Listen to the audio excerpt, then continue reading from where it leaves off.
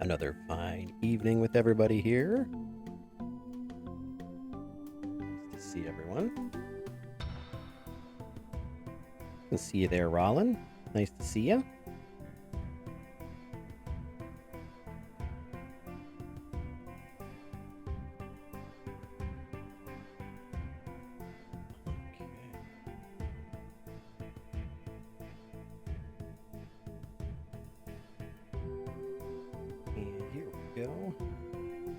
Still on chapter 5, working on our current page number 32. Total pages of Trapfinders so far, we're up to a big 339 pages.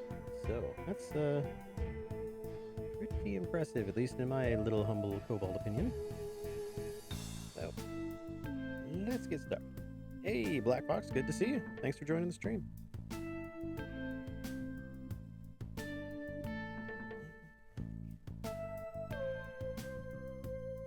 Just starting to make some panels for our page here.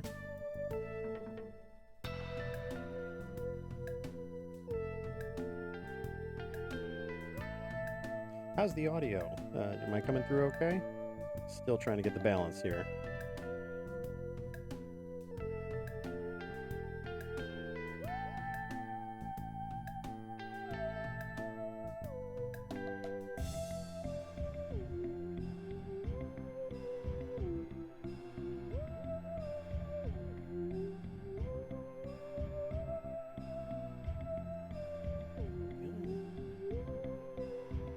This is probably one of my favorite features of, oh, thank you, Black Buck. Probably one of my favorite features of this particular art program, Clip Studio Paint. I love the panel design tool. It's extremely elegant. Anybody who's used it before probably knows once you get a handle on it, it's incredibly well designed. Just the fact that I can grab the control points here and change the actual panel is fine enough, but one of the really nice things is that it automatically makes a layer kind of folder for that specific panel, makes it its own layer, makes it its own collection of drawings. It's just such a smart way of going about it. It's a great program. I absolutely cannot suggest it more for anybody doing any kind of art, especially sequential art like this.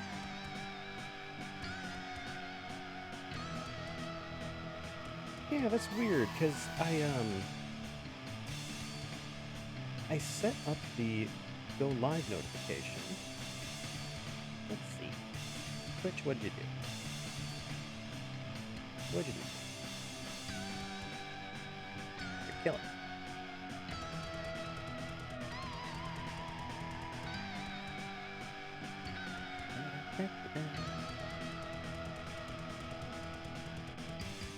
Oh, music drowning. Okay. Let's drop that bit. Oh. There we go. Sorry about that. Okay.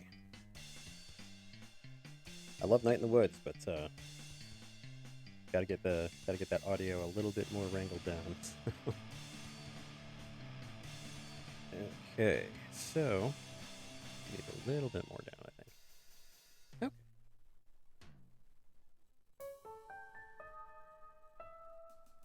All right, great. So moving up here on our first panel. And that is one of the nice things, too. Like I said, you could see, well, gosh, you might not be able to see it as well here, but once I select this specific panel over here on the far right, it actually highlights this top panel. So anything I draw outside this panel, not going to show up. Super great. Nice, simple masking. Definitely like it. Let's start over here. I think you can probably see our main man, Teddy, over here. Even bring him up a little bit. There he is.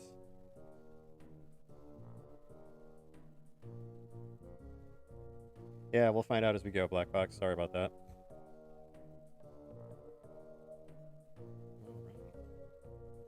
Alicidra, Kata, nice to see you. 01ella, nice to see you as well. Again, welcome, Rollin. All right, Teddy. Oh, I was playing with the pen. Unfortunately, I have shaky little claws, so I need stabilization on my pen. This song is actually way more appropriate for this scene anyway.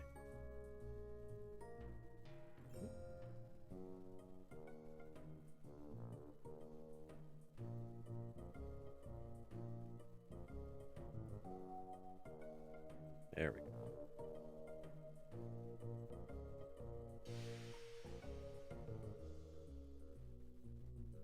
Tell you what, we're going to get Teddy's skull in here because I'm starting to do details and I don't even have his whole head in there. Hope everyone's doing well. Hope you can hear me okay, and hope your evening is pleasant. I'm having a pleasant evening myself. It's very nice out here this evening. Sun's down. It's cooling off a little bit. That's nice. Yeah, you mentioned that tornado. That did not look fun.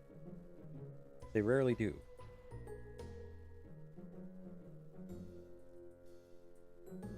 Give Teddy a little bit of grizz there.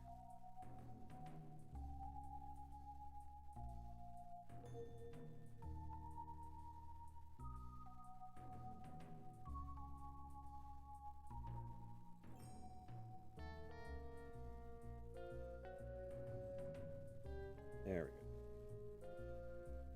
There's some I've seen some stuff eyes.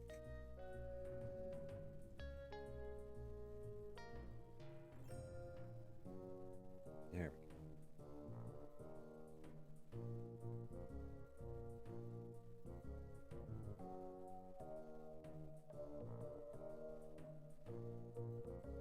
go. Just a fairly relaxed stream tonight. I don't have anything really crazy planned. Aside from getting this page inked. Our other page is getting colored as we speak. I actually am in the process of coloring that one. It's one where I got that delightful little suggestion that Black Fox gave us of the cat-shaped bottle. And I'm looking forward to showing that off here. Teddy's jaunty earring in there. There we go. Teddy's not a bad one to draw. It is cat brew. It either smells like catnip or it smells like ammonia. One of the two. There we go. Teddy, I gotta take out some of your forehead here. We need more of a delightfully large eyebrow. There we are.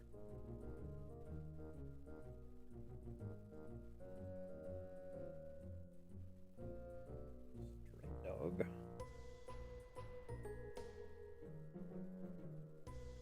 Yep, feline brew could have catnip in it. Absolutely.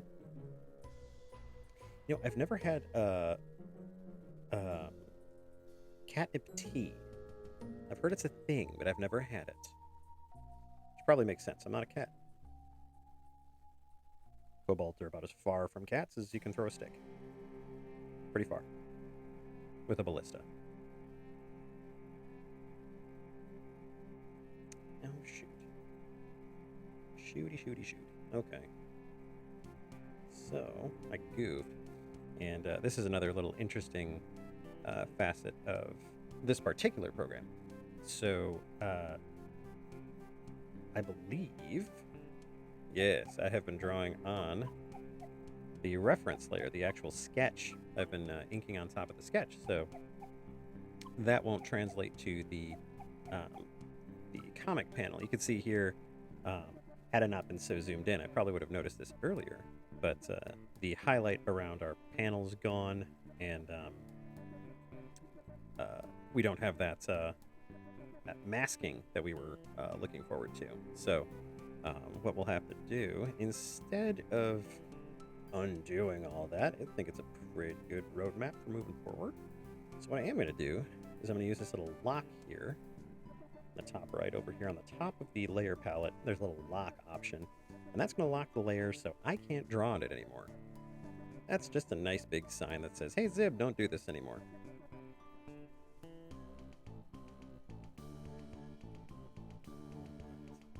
More for cats than people, foxes, and kobolds. Oh yeah, I bet catnip tea would be really good for cats. I would just be interested to see how it affects, you know, non-cat, non-feline folk. Okay, sorry about that, Teddy. We're gonna give you another nose. This one even more nosy than the last.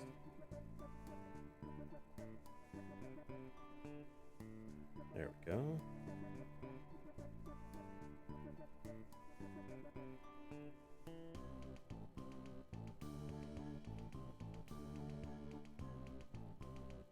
Very early on when I came to this realm, I was very enchanted by a set of books. Kind of kept me grounded from my time in Rill, but called Redwall, and they always depicted badgers as very strong, dangerous fighters, and they absolutely are. Kobolds revere badgers. They're as dangerous underground as they are above ground, if not more so. They're really good at finding truffles. There we go. Alright. Sorry about that, Teddy. Alright. Getting our main badger man here. There we go. He's one of those characters that's as tall as he is wide. He's absolutely a square. Geometrically, I love him.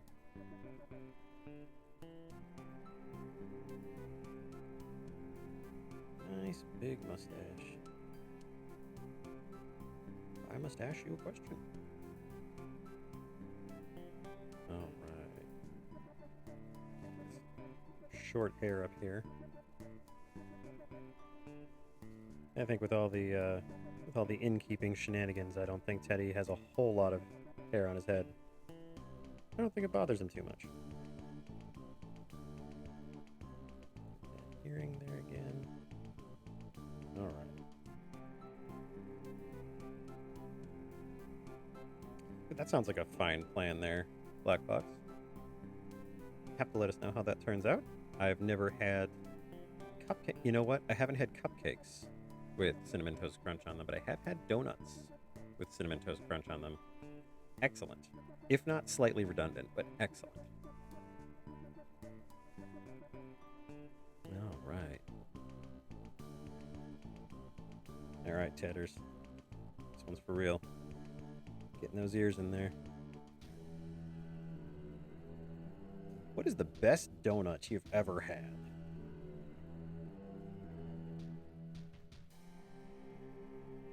That's really for anybody. I think for me, I don't have them very often is the thing. They're so filling. You know, one donut, little guy like me, I am full.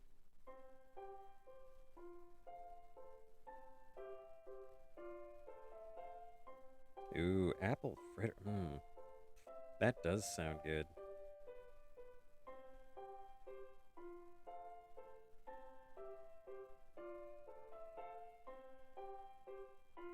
Cannot knock apple fritters. I'll give you credit on that.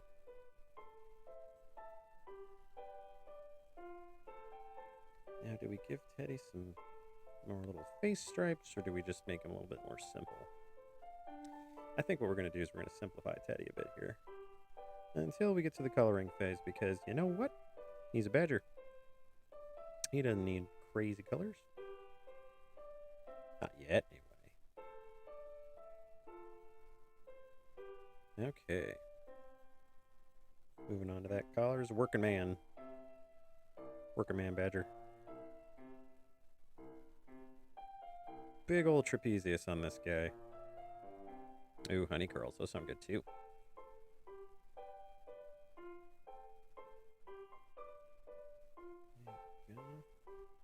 You know, Night in the Woods, you are not really pulling your weight on this one. Last time you were kicking butt.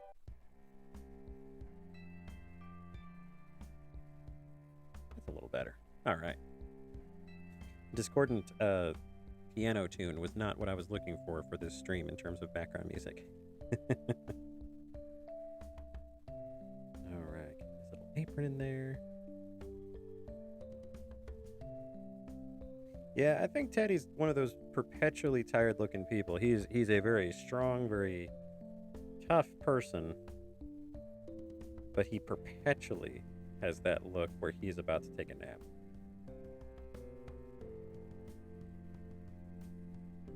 I suppose you see enough shenanigans over your time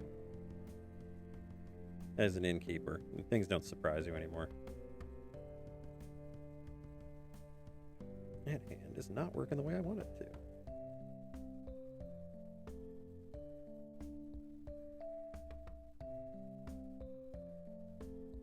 to. Okay, this is apparently amateur hour for me.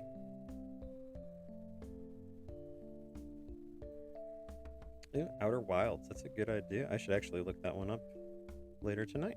See if I can't get that in my rotation.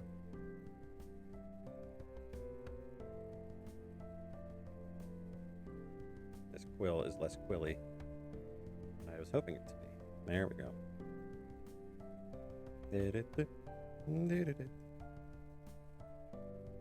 I am much happier using this little wand on the magic rectangle than I ever was using parchment and quill. I'll tell you that. You guys in this realm definitely know what's going on when it comes to this digital art thing. There we go.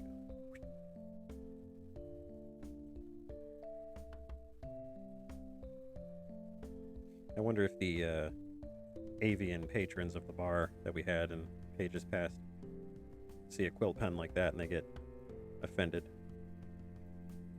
Or maybe they sold it to him. Maybe it's one of theirs. That'd be kind of cool. You would just like, see that pen? I grew it. Yeah, that was on my butt. Butt pen. Some of the groundbreaking, thought-provoking things that you'll hear only by Fabian Zip. It's a good time.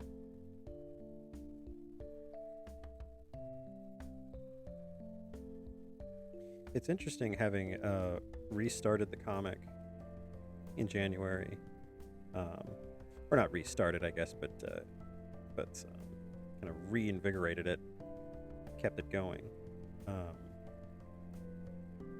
I have to say, this chapter has been one of my favorites to draw so far. I actually get excited to draw pages, even though there are some mundane tasks like being in an inn and things like that. I have quite enjoyed coming back and making these pages for you fine people. It always makes me happy to know there's some folks out there reading it, having a good time, making their Monday a little brighter. Something I like to do anyway. Okay, Teddy, here's the problem. You have a sleeve and an arm, and they're just not syncing up properly. So what I'm either going to do is take off your arm, or I'm going to come back to this. I'm going to come back to your arm. Because, you know what? You deserve that arm. I'm going to go ahead and say it. You deserve it. Let's get this ledger all lettered up. Yeah, feel free to send me that link, Blackbuck. That'll be cool always to check out. I always like to check out new music. It's the bard in me. Alright. Okay, your left arm came out fine. I don't know what your right arm's problem is. Let's distract ourselves from Teddy for a moment. Let's draw some of these jewels that came out of the sack. Got one here that is absolutely not a rupee. Is similarly looking, but legally distinct from a rupee.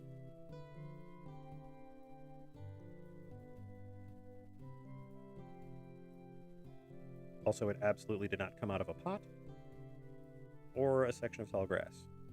further cementing my point that this is not a ruby.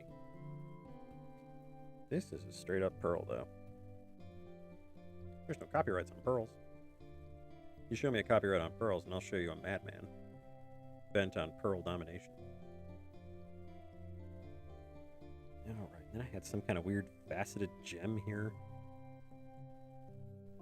I guess we'll make that a hexagon just for fun. Actually, I'm going to drop my pen size a little bit here just because I am drawing with a baseball bat, apparently. That's an octagon. I know shapes. I totally know shapes. There we go.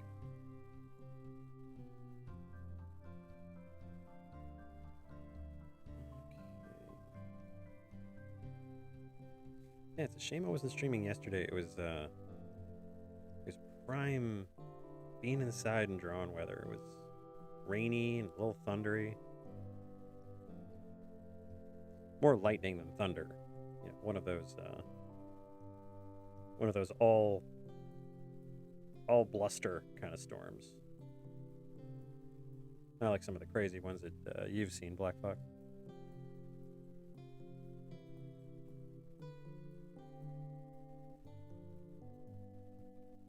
Here's your standard Tiffany cut. Because that's what I do. Because that's what jewels look like in this realm. Da-da-da.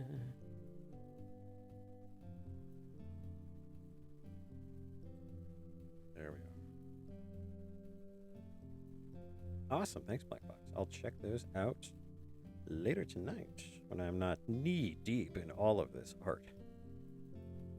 Of course, knee-deep on a cobalt is pretty much, ankle high for most of you, but I stand by it. At a very low level, I stand by it, but I still stand by it. Let's get this sack here. Yeah, one of the things about drawing fabric that I'm still learning is just the natural flow of how fabric looks when gravity's applied. And it, sags and wrinkles, generally kind of drapes differently. That's one of those things that I always struggle with, is the drapery of fabric. But I'm starting to get it, so. Drawstring bag here, not too complicated. Don't need to go too crazy on it.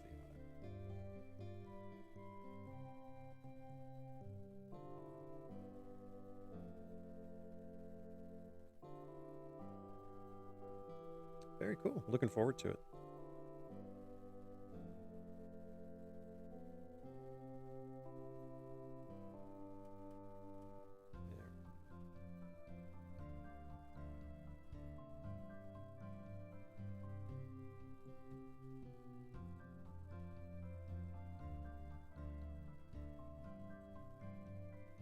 Yeah, I wanted these to be jewels instead of gold. Gold is too easy.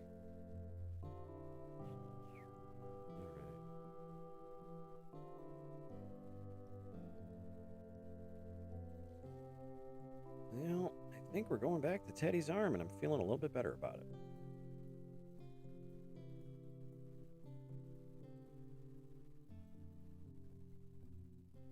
There, you know what? I'm taking it. I'm taking that. That's going to work. Yeah, look at him. There you go. There's old Tedders. Good, man. All right. Let's get this ledger mess all taken care of. Oh, we've gone into Nightmare Clown territory. Thank you, Night in the Woods.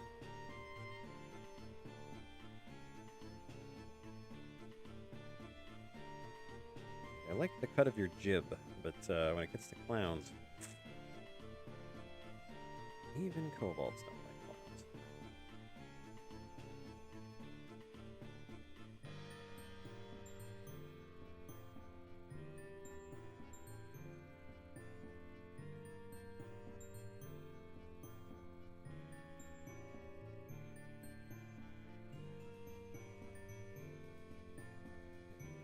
Well, now it's kind of moved from scary clowns to creepy mariner.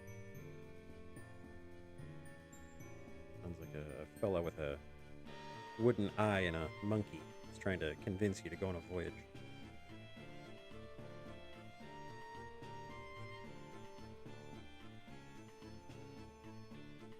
Wooden spoon, huh?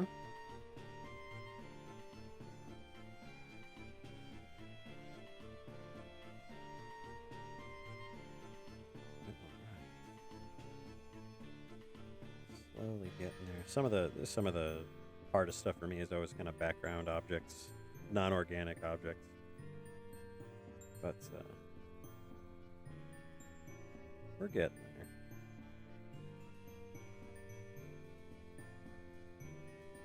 Oh, I see where I'm goofing up on this. Takes me a minute, but I'll figure it out.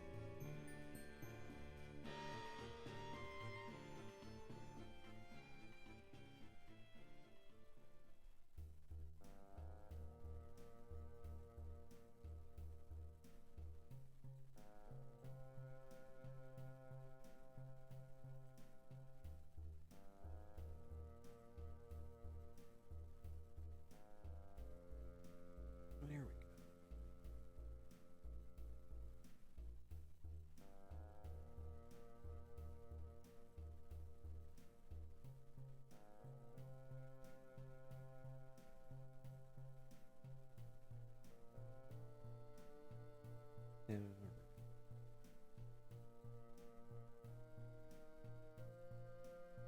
Something I have to get a better hold on is I tend to mash this magic rectangle with the wand. I hold it so tightly. There we go.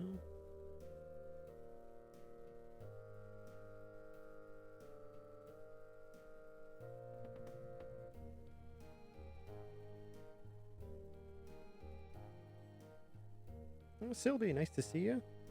Welcome back.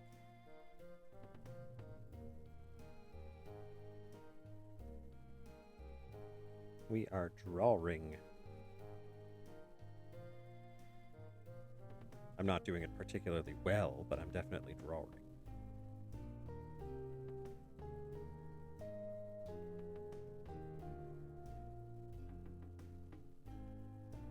Yeah, I can only take a little bit of ice cream before my teeth start chattering, and I don't need to drop another fang.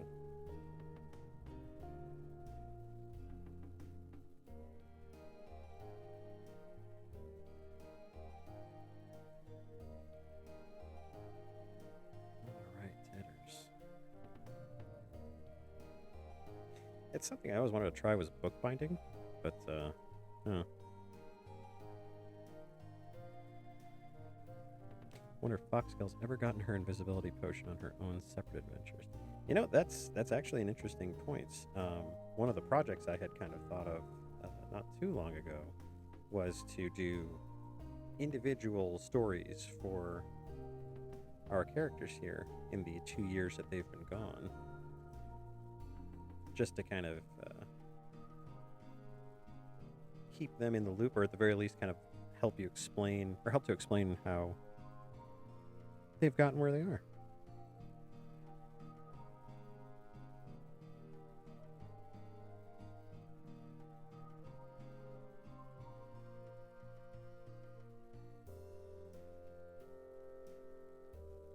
So far, I don't think I've had her encounter an invisibility potion, but she did have a spell cast on her by the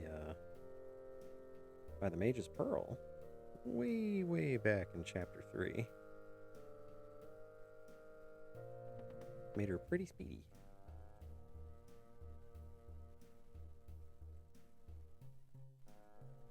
And I am as impressed as you are that I remembered that.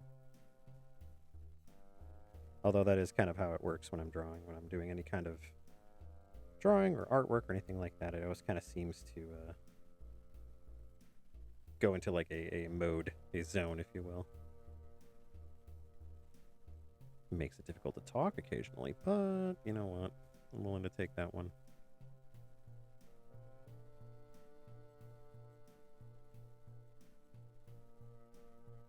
Teddy, your ledger is becoming something I would rather not draw.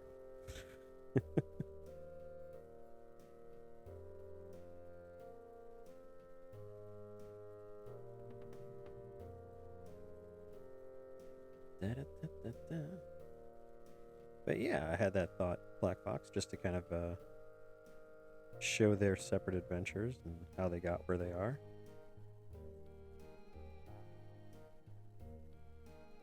Be interesting to see what Roko's story is. Be interesting to see what Kisuke's story is entirely. So we jumped from him being pretty poorly, in poor health, very badly wounded, to being a monster slayer, or at least trying to be one. Didn't really slay that dragon. He kind of almost got eaten by it. Way back to the beginning of chapter 5. Alright, Teddy, I'm going to call that good, because it's a book. I'm not even focusing on this book. This book is going to have little scratches in it, not even real text. Okay, so jewels are there. Oh my gosh. I'll have to go back and get the previous page to get all the bottles that we painstakingly drew in the last one. Yay! Yeah, Kisuke was bitten by a vampire. So, going by that, it's entirely possible that he's a vampire, kind of.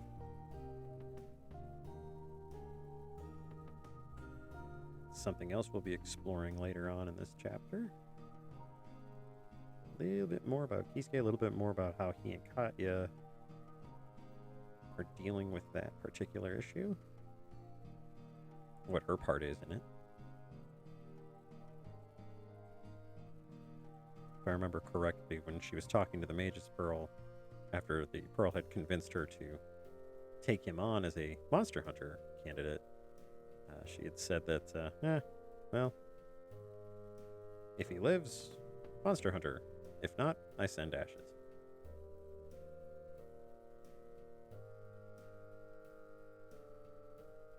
Now we only have one barrel, because last page I drew 3, and that took me like 40 minutes just to draw 3 barrels. We're not doing that again. That's what we call a barrel lesson. I keep forgetting that it's in a little... There we go.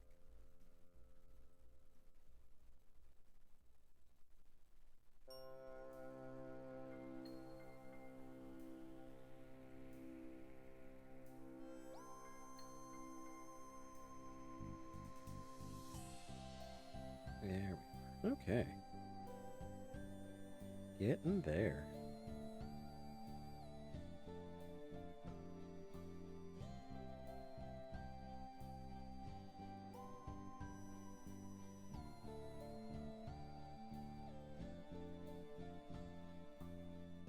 Okay, so that's Teddy, the desk, and the ledger and everything. I think we can move on to the background and some of the detail in the foreground here.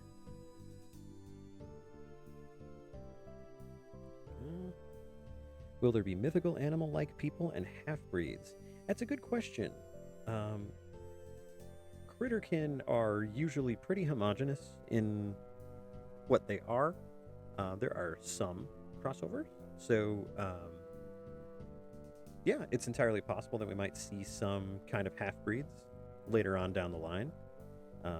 Mythical animal people, possibly. Might have a couple of surprises for that coming down the pipe. So yeah, it'll be interesting to see. The Critterkin aren't fully defined because they're so expansive in how they can be expressed. So it's entirely possible that we could have, jackalopes or unicorns as Critterkin, or at the very least, some very legendary Critterkin out there.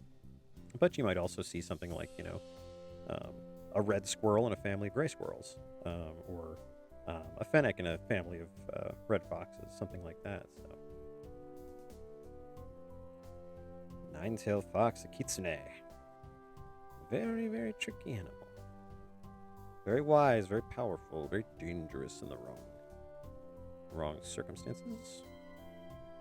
More tricky than anything, I would say.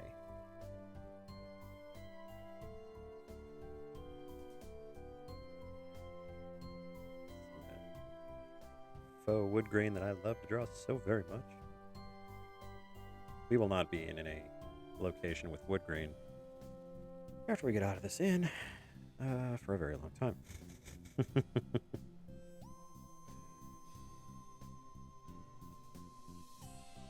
Alright. Yeah, we can get that lovely shelf that I spent probably 45 minutes to an hour drawing last week. Monday.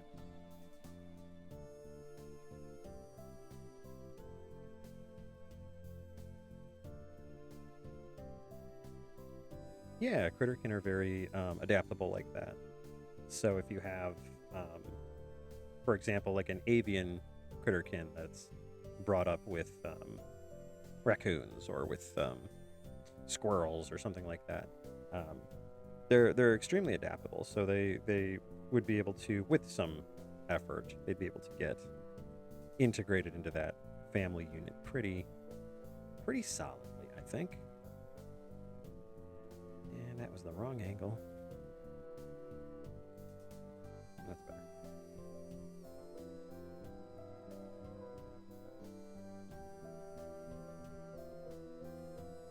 What am I doing? Again, I have a line tool. Just being a total nerd about it.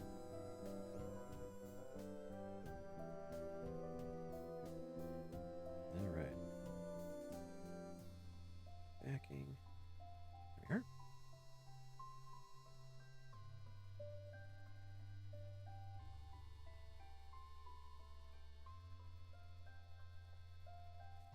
So weird using the line tool. Not in the fact that it's a line tool, but in the fact that that is what I used to use to draw the comic. When I first started drawing Trapfinders, I was drawing it in Macromedia Flash, back when it was still called Macromedia Flash. I wanted to use Flash because, it had vectors. It uses vectors. I had no idea what vectors were at that time. I was still quite a smooth-brained kobold at that time, but I was not wrong for wanting to draw with vectors because they are great. I love them. I love drawing with vectors. I never thought a line being affected by math would be something I'd be interested in, but here we are. Here we are. I'm here for it.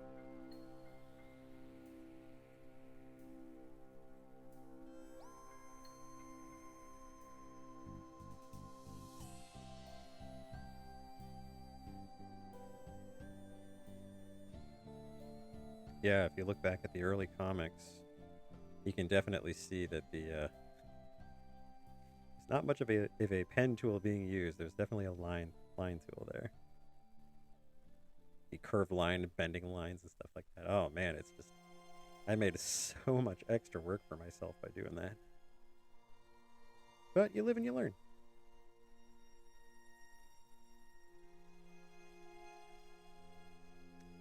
I can't draw a straight line. Can't draw a straight line. That's better. Fake wood grain that I just love so much.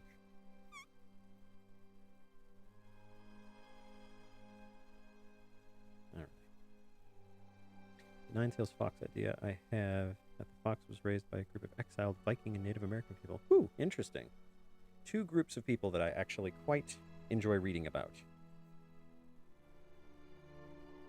A moment here, I have to open a bit of potion.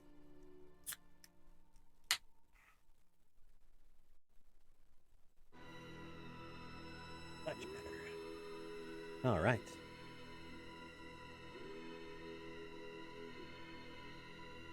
Yeah, it's interesting. Speaking of axes, I had seen a I don't know if it was a historical warrior or kind of thing like that program on your TV, but I had seen something along those lines about the Vikings and how their shields, or their axes, were specifically designed to wear down their opponent's stamina.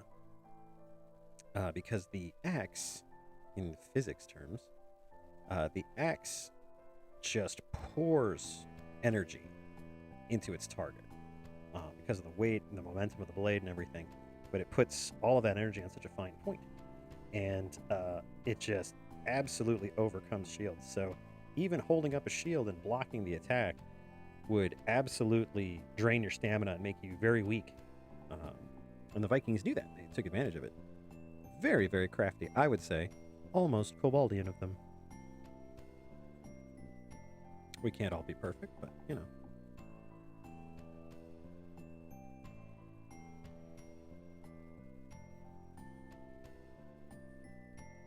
I will never draw Waddle and Daub again. Well, that is a fine looking panel so far. Pretty happy with that. Like I said, I'll have to go back and I'll have to get those bottle designs because seem to have forgotten them in the sketch, but not a big deal. I can always sketch them in and then ink them as I go. So we're gonna move on down. Boop. And you can see, possibly you can see, that the emphasis on this panel goes when I move on to the next panel. Boop. So now I know that I'm focused on this panel and that all of my drawing is going to stay in that panel. Very handy, very useful. Such a good idea. This is why I don't use Photoshop. I used Photoshop for a good long while, actually. It was part of my workflow. I would draw the comic in a... I was using 3 programs on my Magic Rectangle, and it was insane. I was sketching everything out in a sketchbook app on the Magic Rectangle, and then I would take that and I would bring it into Clip Studio Paint, which at the time I believe was called Manga Studio. And after I had it all inked up, I would then move it into Photoshop and do all the coloring. Oh no, your neighbor's vacuuming. How dare you vacuum? Don't you know there's a stream going on down here? Ugh.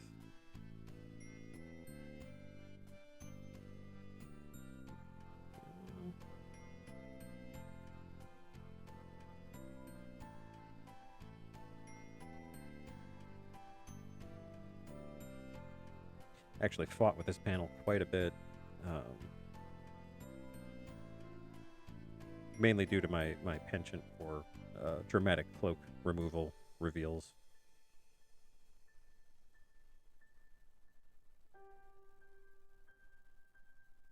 Ugh. That's lousy. Well, there's only so much apartment they can vacuum, right? Won't take too long. Unless they're trying to get, like, ground up Cheerios or something out of the carpet, then you're in for a night, sir. You're in for a night.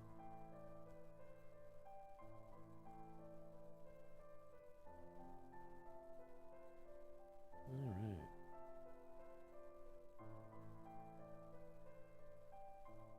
Pretty simple panel on this one. Not too crazy. I'm going a little bit more simplistic on some of these because I realized that a lot of the panels I've been doing have been fairly detailed, and they're not bad for that. But they definitely eat up a lot of time and take my focus away from a lot of things like the story and things like that. Yes, babies are magnets for messes, especially with Cheerios. Seen a few hatchlings of my own here, and they can be very, very messy. Not of my own, of course, but I've seen them on my side of things over here.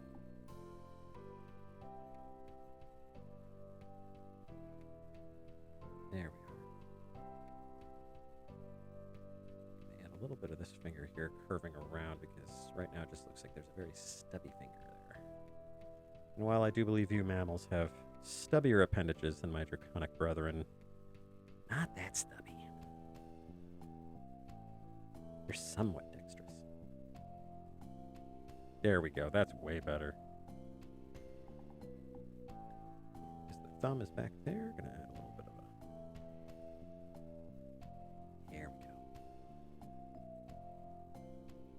go. See? You walked into this page thinking, there's no way Zib can draw this. There's no way he can do it. I came in here and I was like, you know something? I respect your candor and I respect your moxie, but gosh darn it, pardon my French, I'm going to go ahead and do this page. That's what I'm going to do.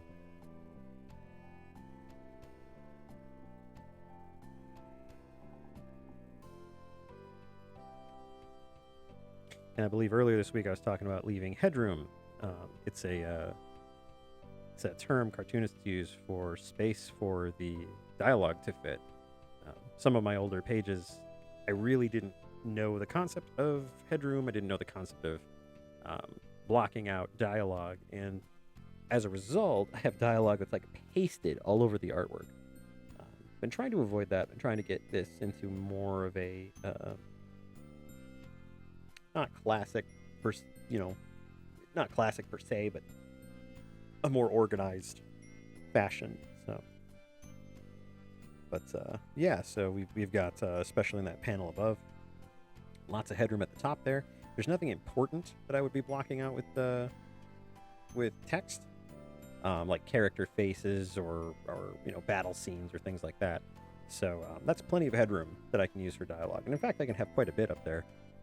I am very wordy, so as kobolds go, I am extremely wordy.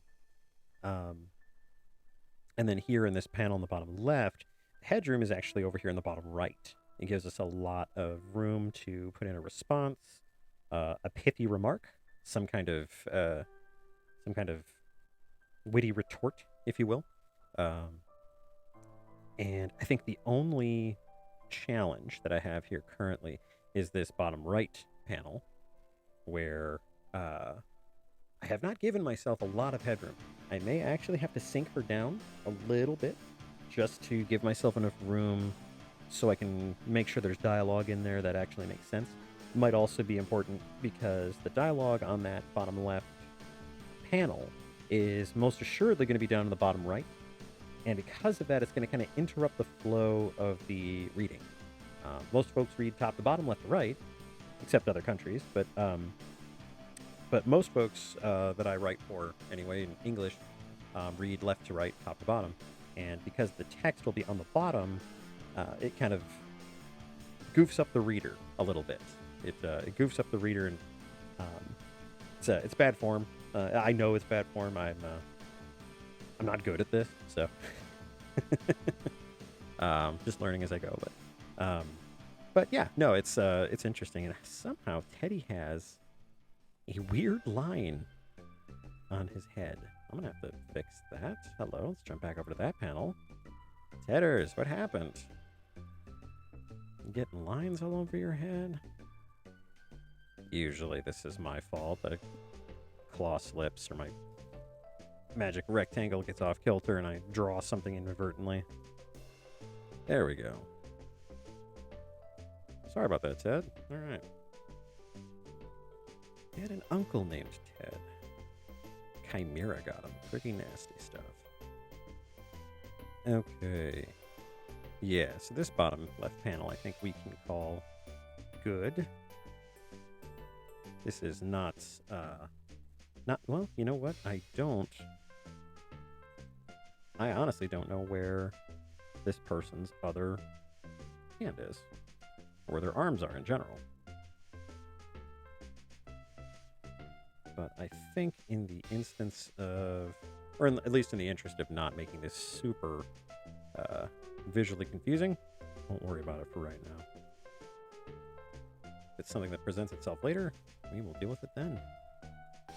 Oh, and look at, yeah, classic Zib. I've already given myself plenty of guidance on this. I mean, I have the hood starting here next to the neck, moving up past the chin and going here behind the head. So yeah, already gave myself plenty of hint as to where this hood was supposed to be, and then just decided to say, oh, I have no idea where this is supposed to go. That's it's pretty classic Thursday Zib for you. I'm gonna need another hit of potion here to keep going. I know. Okay, so I've done enough gabbing about that particular panel, so let's move on to this one. Way more interesting panel. Let's bring up the sketch a little bit. I'll have to unlock the sketch so I can bring up the opacity on that a little bit more so we can see it. There we go. That's at about 75% opacity, so you should be able to see the sketch itself. I'm going to go ahead and relock that panel. Boop.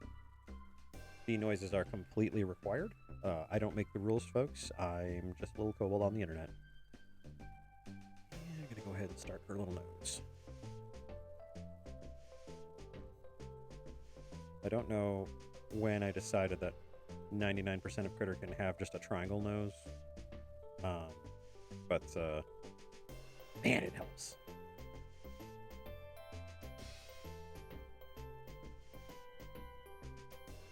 And you'll notice here I'm kind of pulling a little bit away from the sketch, and a lot of that is...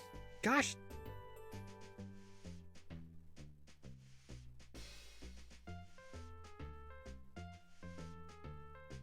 Oh, for a second I thought I lost the stream there. Sorry about that.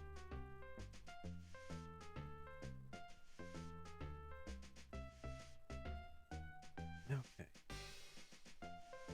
Yeah, I do show that I'm still recording and I'm still streaming, so alright, cool. Sorry, I just had a little bit of a freak out there. Way too many magic rectangles to be dealing with at any one time. I will definitely say that.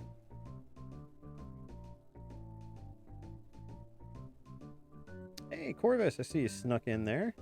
Good to see you. Richard, good to see you too.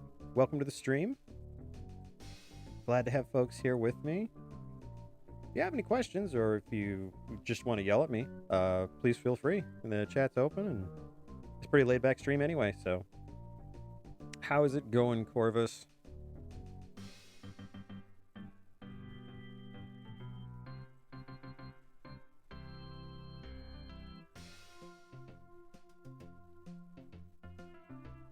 Alright. Yeah, it's Thursday. We're almost done with this week. Big fan of that.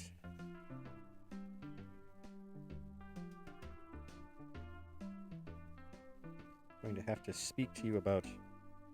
Ah, yes, Tears of the Kingdom. You've come up for air, I'm assuming, at some point.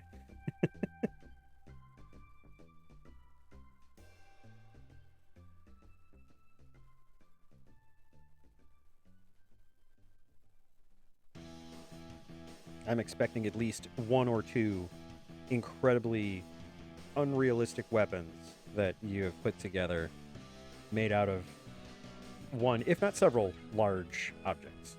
I am absolutely expecting this at some point in the very near future.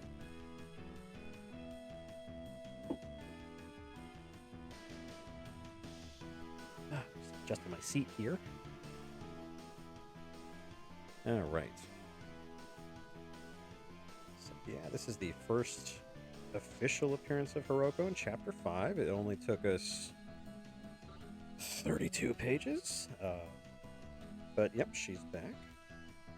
Ironically, she's at the same inn that Kisuke and Katya are. They are looking for her. Katya seems to want to bean her on the head with her mace, while Kisuke just wants to find out why she left in the first place.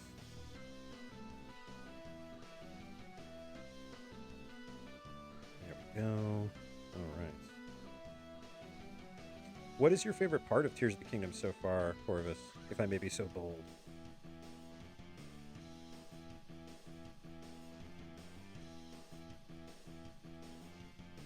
I always struggle with eyes. Is your favorite part basically just Tears of the Kingdom in general?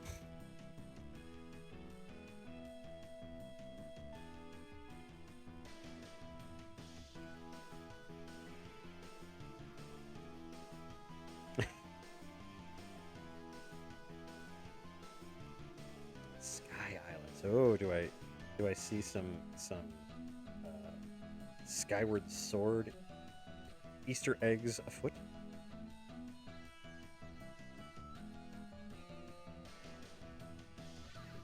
Oh, landing on the dragons. Is it similar to the landing on the horses using the paraglider.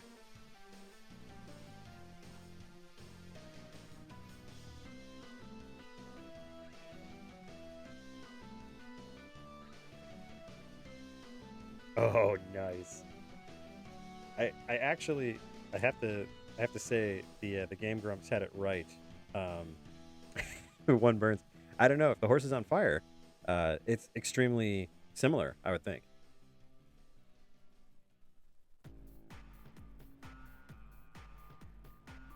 Horses, of course, are not naturally on fire, but this is a fantasy game, so anything goes, really.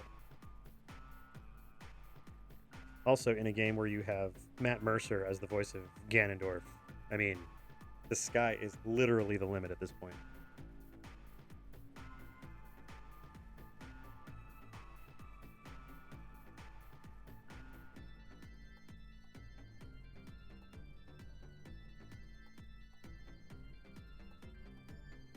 Yeah, definitely looking forward to hearing about more of that. Isn't that weird that the voice acting has been good in a Zelda game? Where we haven't had voice acting ever? Not really.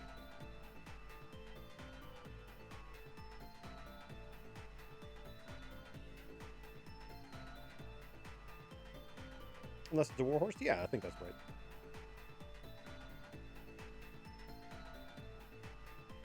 Yeah, true. I mean, Link has had stellar voice acting, but with his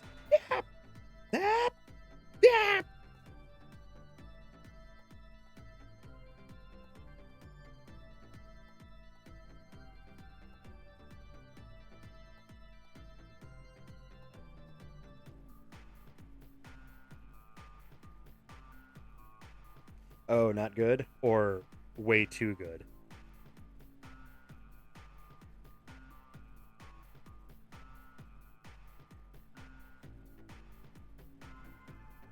Oh no. And if you're saying it's over the top, then it must be catastrophic. Oh no. Uh we're talking big horn guy from Legend bad.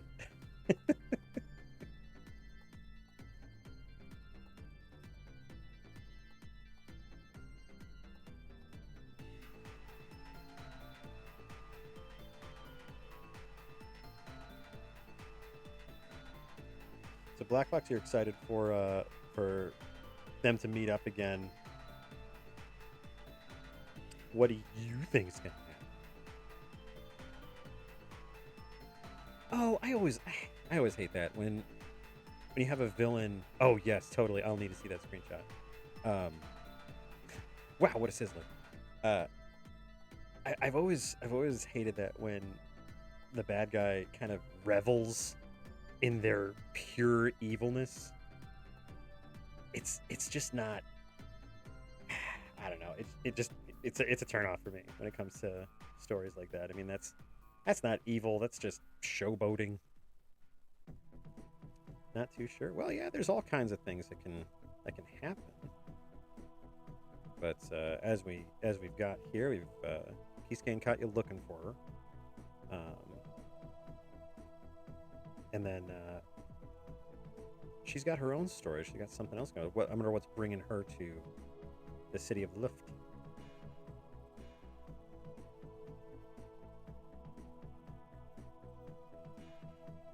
Yeah, it's true. Some, I guess you could call it simple evil, can be done really well, but it's tricky. It's super tricky, and it's one of those things I struggle with too with villains, because part of me wants to make them sympathetic. You know, like that people can kind of look at them and go, "Oh no, I get it. Yeah, that's easy. He's evil for a reason." Like you could even consider Goblin Slayer to be a sympathetic bad guy because he's a sadist. I mean, yes, he's killing goblins, but he is not being kind about it. But yeah, it's so hard. Yeah, the subtlety is really necessary for villains. Because if they're just out in the open like, I'm evil, it really loses all of its punch. But when you have characters like certain characters that I won't spoil for people who haven't seen or read it, but some characters in things like Watchmen, for example, where it's like, wait a minute, what? Wait, you're the bad guy? What? You know, that kind of thing. And the reasoning behind it, you know, makes it.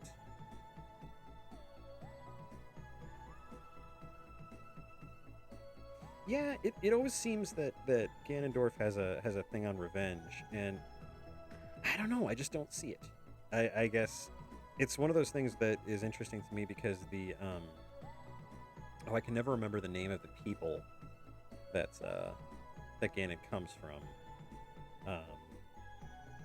It's that race that's all women. That to me is a fascinating idea. You have a all female race, and then Gerudo, thank you, or Gerudo. I knew it was something that was like multisyllabic, but I was not gonna attempt it, and I don't trust my Google search foo. But yeah, the Gerudo or Gerudo people to me seemed really interesting because you have like a all female race, like Amazons, and then he's the only male Gerudo, and it's like beyond the kind of pedestrian her single dude and a bunch of women. There's just that mystique, like, whoa, like he must be destined for something. He must be important, you know. Yeah, one male every 100 years, which also kind of like purposely like pushes it so it's like the Link that fights Ganon is never the same Link, at least not always. Yeah, no, Black Fox, you're right. I goofed. I forgot that I was talking about Goblin Slayer. There's only so many thoughts that can fill this little head. Yeah, I mean, he kills in revenge, but revenge is one of those things where it's like, you can get revenge, or you can be really, really bent on it. I mean, just some of the methods that he uses are just incredible to me. Like, I think it's great. Goblins are terrible. Goblins are absolute garbage. I'm drawing a comic, aren't I? I forgot I was drawing. Oh, this is why I do this. I never get to talk to people. But yeah, you know, the Gerudo seemed so interesting, and it's just like, I would really love to know, like, what generic revenge are you looking for? Like, is there a curse or something? And maybe it's just my Zelda knowledge has lapsed. I haven't played a mainline Zelda since Twilight Princess, which had its own charm. Yeah, but power hungry for what? You know, I mean, again, it comes down to the simple evil thing. It's just like, I want more power. It's like, well, we all want more power. You know, how are you going about it in this way?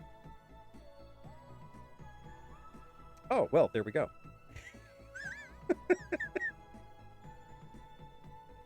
I should just be quiet. Oh, man. It is interesting, though. I do have that huge... it's a Zelda chronology, I believe, book on one of my art book shelves. Hey, Rollin! Greetings to you, sir. I should do a talking stream, Lord. It's what I do anyway.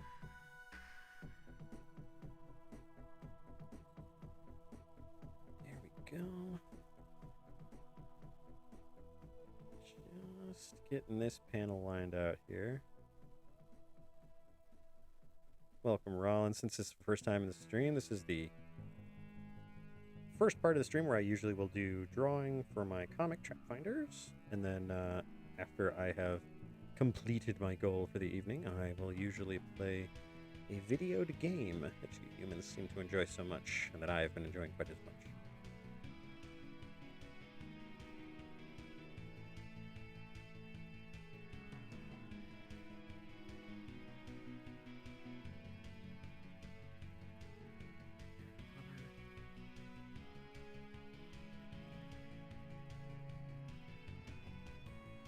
And Black Box, if this isn't a talking stream, then I I'm terrified to know how much talking I would need to do on a talking stream.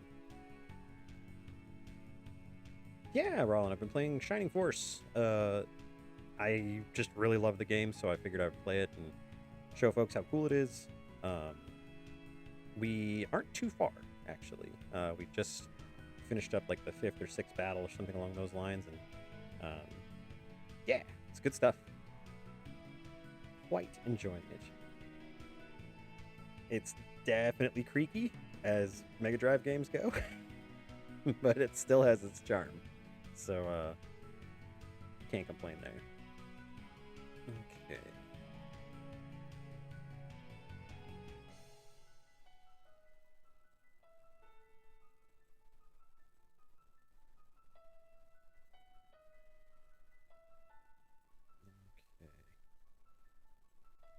And like I said, I might actually have to move Hiroko here.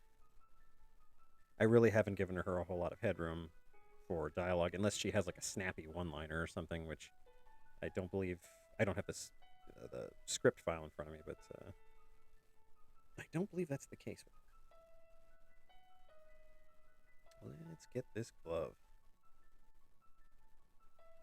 Let's get this glove. Let's gloving go. All right, I'm done with that. Oh, no. Her hand is a withered claw. Oh, first mosquito bite of the year. Make a wish.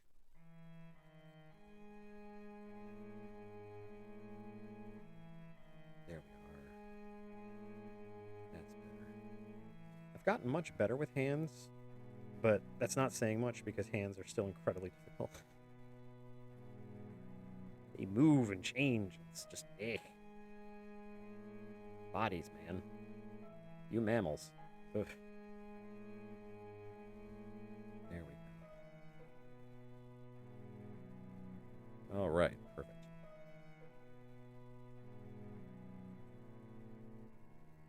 Almost done with this one. Yeah, this wasn't going to be a very long page, so no worries there.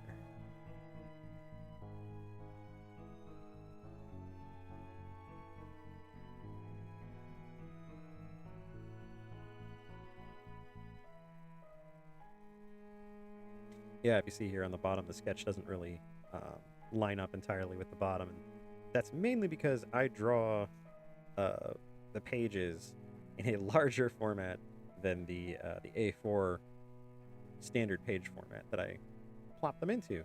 So occasionally what I'll have to do is chop up the panels to make them more mobile so I can fit them to the page better or something along those lines. But yeah, not necessary for this one, fortunately. It makes things a little bit easier on me. Just a little guy. And yes, Hiroko also has evolved past the little puffball tail because they're annoying to draw. There we go.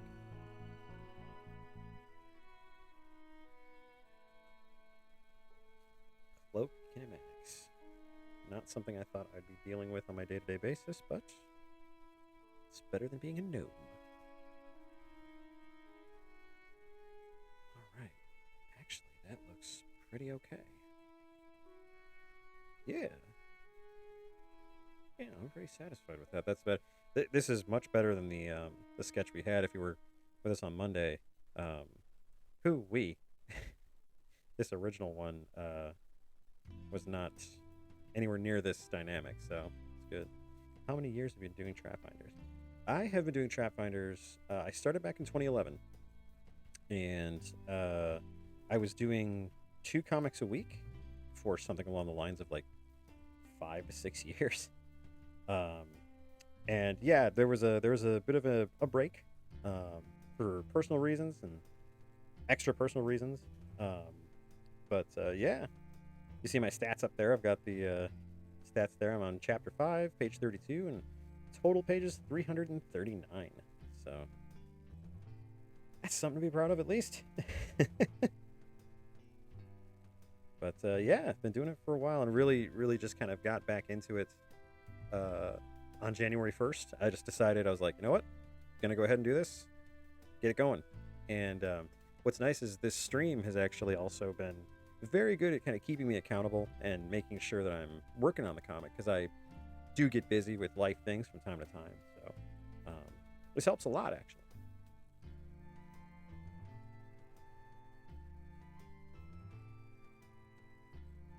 Another hit of potion there.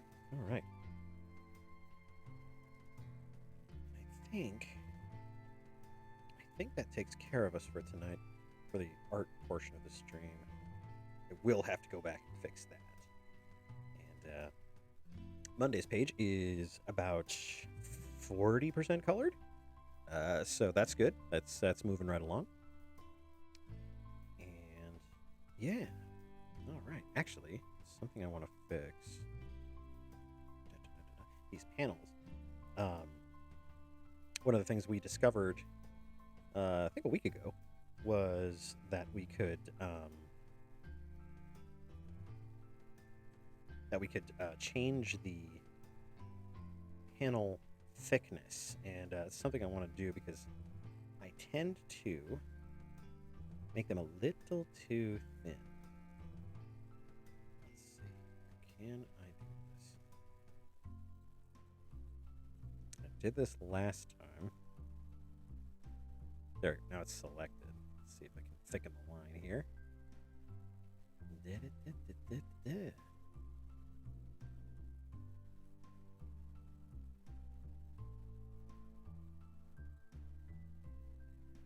gosh. I know I was able to do it previously, but that's okay.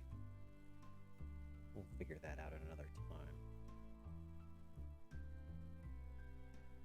Oh yeah, thank you, Black Fox. Yeah, I'm glad you're enjoying it. Glad you're back as well as a reader. Very handy. He does tend to point out things that are broken, which is very helpful. I don't know how you manage to find all of the broken things that I make, but I appreciate it.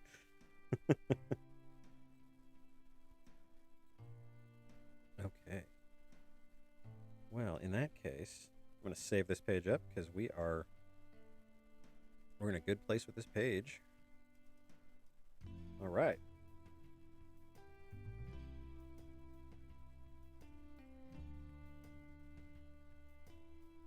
Awesome. All right. Oh, dude, no, you're totally helpful. I totally appreciate it. It's nice to have a watchdog, or watchfox, if you will, watching out for the comic. I appreciate that. My attention tends to get scattered very easily. All right, magic rectangles, step back. Delightful music. I'm afraid I'll have to tell you to step back as well. All right. Now we'll move on to the fun portion of the evening. Of course, I've actually been having a lot of fun drawing, so that helps as well. But moving along to our game of choice. First, I must set myself into game mode. Wacha! There we are, game mode. All right. And let's get some Shining Force going here. Ba-doot. Yes. The last time we played... Let me get the game actually running here. There we go. So the last time we played, we were in the city of Alterone, the city of mages. And these mages are also... this particular magic school, I should say, is home to the king of Guardiana's daughter, Henri. And we just recruited her as a party member. She's a mage, so she has a lot of whizzy zampow. And we also were able to recruit Arthur, another centaur. So that was cool. Got another centaur in our party. He was washing clothes, and then he decided he wanted to fight in a war. So that's kind of how he does it. But there we go. All right. And I believe we were just about to leave town and start our next leg of the adventure, so here we go. Yes, this is the enormous desert we had to cross to get to Alterone, and it was extremely annoying. Oh, to be fair, yeah, Black Box for real. Probably. He's kind of got that look of like the oh, I'm gonna impress the princess. I'm gonna join the army too.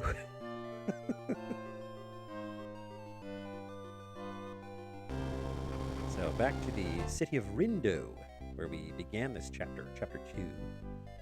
Ah, the circus is in town. Fantastic. Let's see what our new people say. Okay, there's Arthur. I can't thank you enough for letting me join the fight. I will let you down. Look at that chin. That is the only centaur I know with a butt chin. Have a good night, Rollin. Thanks for stopping by. Great to see you. Hope to see you again soon.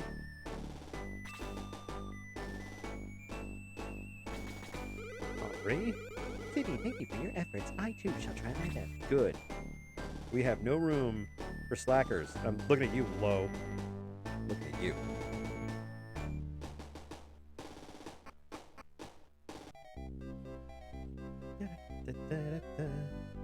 Alright. And I don't think anything's changed here in Rindo. I'm gonna see if there's any new weapons, but I doubt it. Yeah, nothing. Alright. No problem. Who is missing items? I believe Gort was missing items. We needed him to heal. Okay, yeah. We could do with some healing herbs, which you don't have. So, good day, sir. You have only the means to deal damage. I require the means to repair it.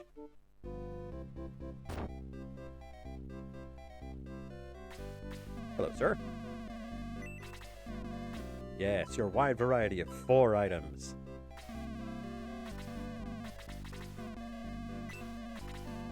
There we go.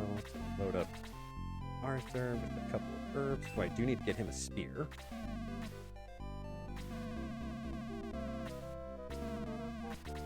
We are flush with capital, so we will not have a problem with that. And load up Gort. My main man, Gort.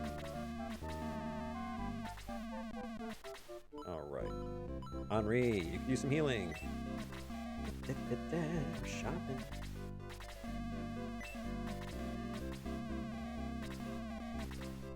Funny enough, in the original playthroughs that I had of this game, way back in the day when I first came to this realm, the craziest thing is I never used healing herbs. Ever. Despite the fact that they're super useful for the first, 3 chapters of the game.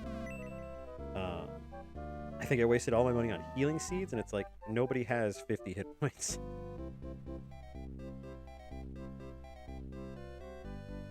Alright, man. Give me one of your finest spears for my newest recruit, Arthur.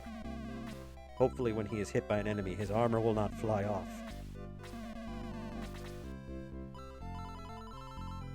That's a Ghosts and Goblins joke.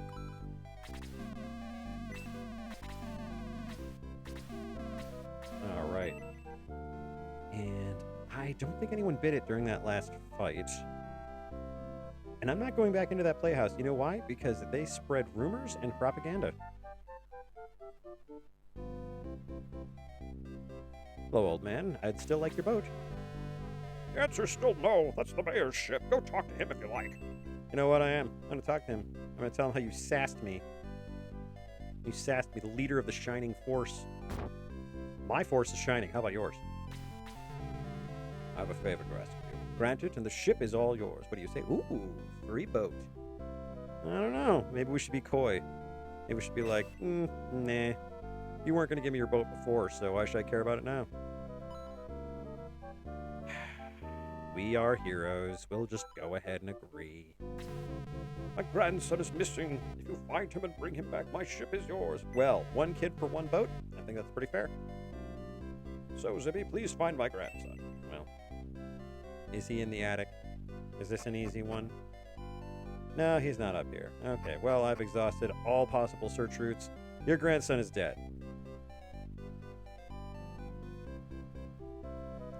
And now, in order to get rid of the crippling depression from not being able to find that child, I'm going to go to the circus.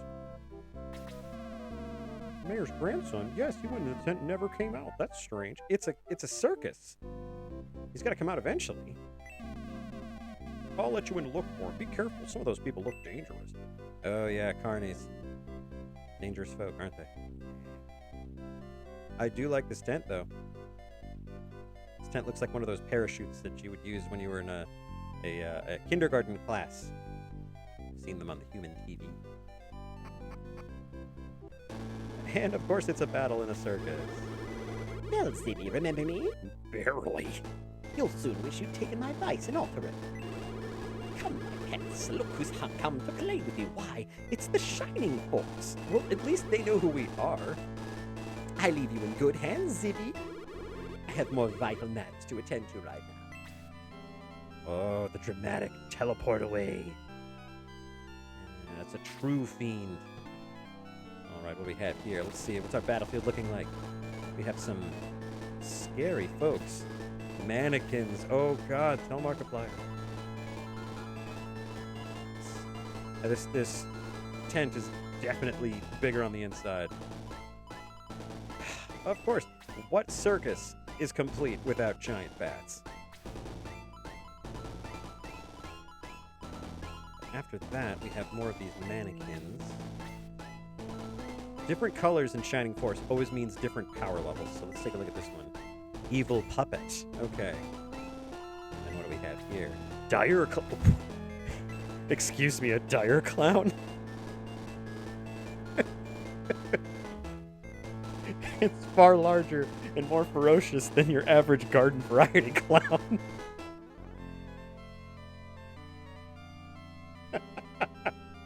Oh, man. Okay. Okay, cool. Dire clown. All right, so we know these guys are evil. And oh, who's our big dude up there? Who's our duder here? Marionette. So everything here is a synonym for puppet. I'm a big fan. All right, let's rock 'em, May. What do you got equipped right now? Bronze lance. Highest attack's gonna be bronze lance, so let's do that. Get that mannequin, May. Smack it. Bam. Okay, well that's better than it was. Man, better than when you guys were fighting the flippin' skeleton. That skeleton was absolutely terrifying. All right, let's try whipping a spear at him, see what happens. Get him, Kin. Okay, 5 damage again. Let's not throw Zibby right into the fight there. That might be a bad time. And these bats, man, I'm not looking forward to these guys. They are coming. And let's see if I can nail a couple of these guys. Yeah, I can. Blaze level 2, baby. Yeah, I'm really hoping that those bats have not ripped a huge line of white lightning. Which is what they always do.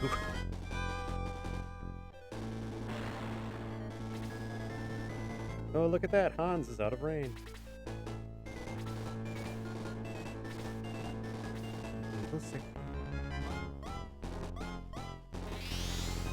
Oh, no, I forgot.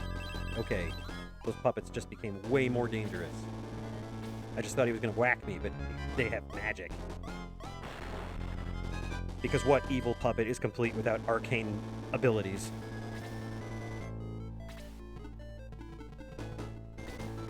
Alright, evil puppet, you're going down. Aw, man, Luke. Come on, man. I talked up a good game. I really did. There we go. Okay, Arthur. Alright. I forgot. I forgot to equip him with the spear. Oh, so he just runs up behind Ken. What you doing, guys? Oh. Are you battling? Can I join you? Great! Henri's just gonna kind of sit next to Zibby like, you work with these people? Gong just kind of shrugs.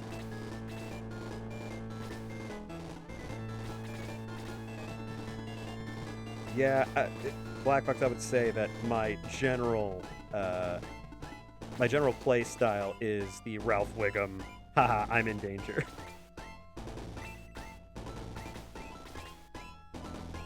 Oh, Ken's attack goes up to 21 with that lance, so we're going to go ahead and try and smack that mannequin.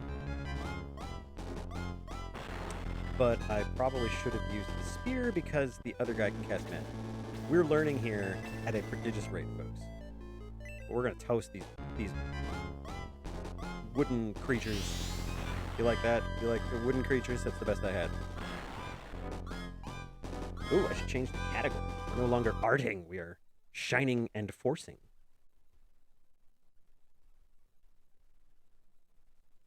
There we go. Da, da, da. Yes, all right.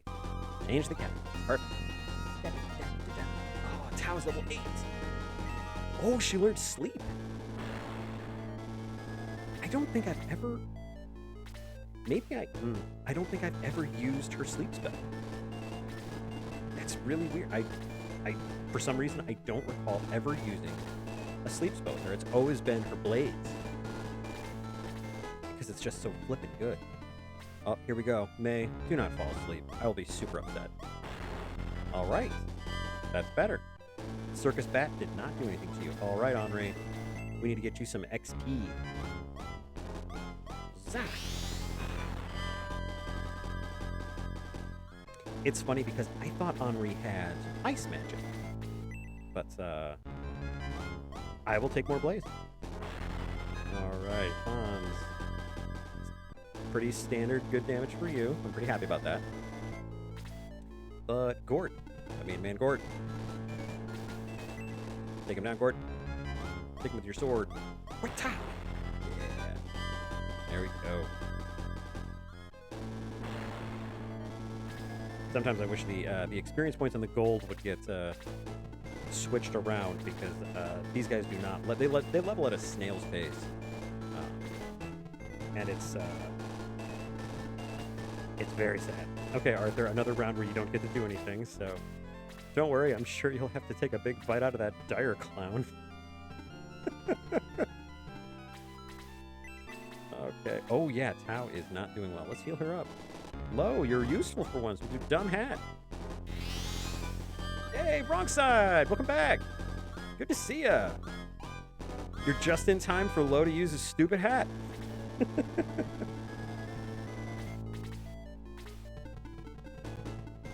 Alright. I think we're gonna pull right on this one just to kind of keep those bats in focus. Because I do not like them, and they have huge mobility. Oh no, Gong! He's got this. Gong's my man. Yeah, look at that. 2 damage. You can't hurt Gong. Gong hurts you. And Zibby's kind of feeling a little bit of the bloodlust, so he's going to go for it. The power of no pants.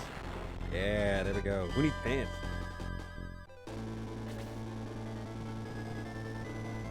Henri's feeling a little gutsy herself, so she's hitting him up with that blaze.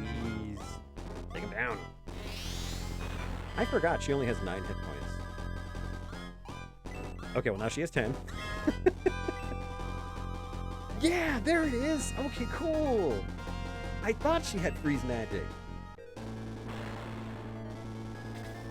She's gonna die. Oh, okay, good. The bat can't get to her. All right, May. Stab him.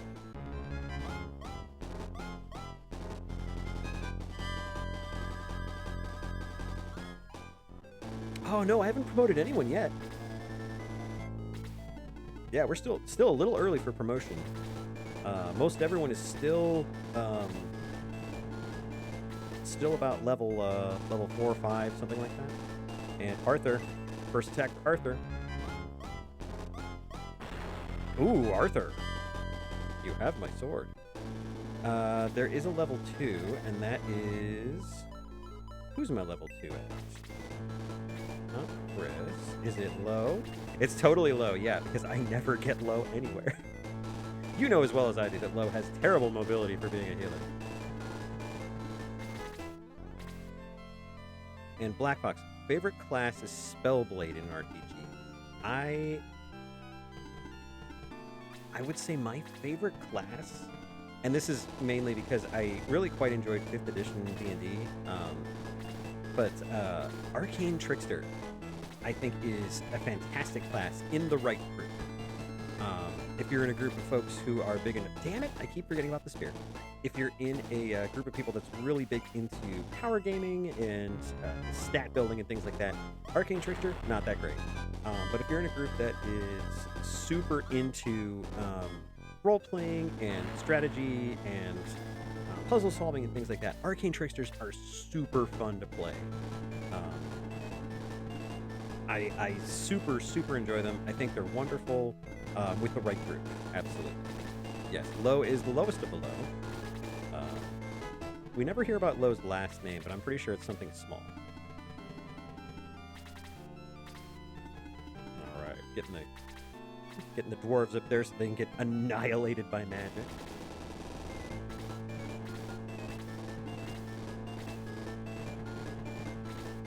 Honestly, I think my next band is going to be called Annihilated by Magic.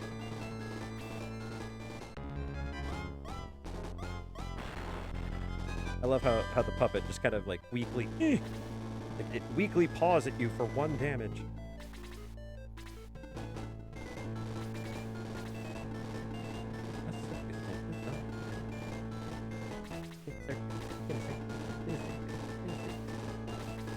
All right, switch up to that spear. Give this mannequin something to fear. Taking a drink of my beer. Oh, 2 attacks for Ken. Likes my rhymes.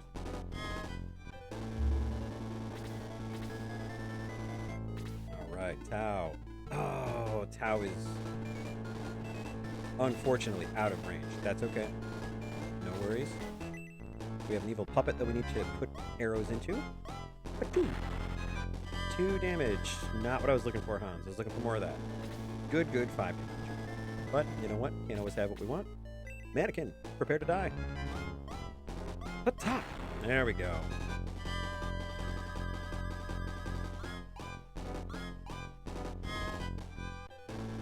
Ooh, pizza pocket. Go for it. That sounds delicious. I had some leftover Chinese food. A little chicken and broccoli. Let's see. Oh yeah, let's see what Arthur's attack is. Okay, the lance is his better option, so let's go hit this guy as hard as we can.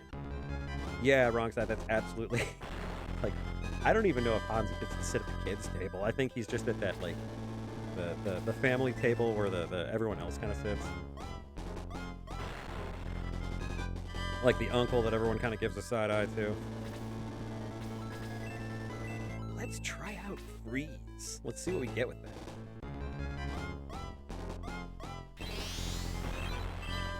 Ooh, 8 damage. Okay, it's comparable to Blaze, so that's good. Yeah, Hans makes the weird elf jokes, but it's okay because he's an elf. But everyone is still super uncomfortable. Whoa! Oh, I've never seen that. Whoa! So the evil puppet not only did damage, but then he like vampired some damage off of me? Ooh, I don't like that. I don't like that at all. We're gonna go ahead and burn him with fire. Chris, my lovely little Renaissance deer, heal me. She's my little healer waifu. Look how adorable she is with her Renaissance fair outfit.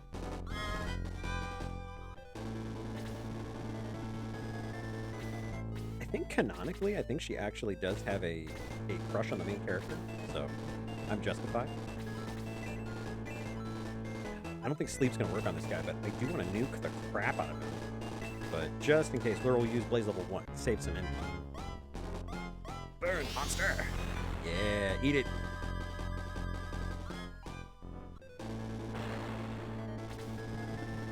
Okay, so what do we got left? This is not a huge battle. So we just have Marionette and the Dire Clown. Man. There's another band name for you. Marionette and the Dire Clowns.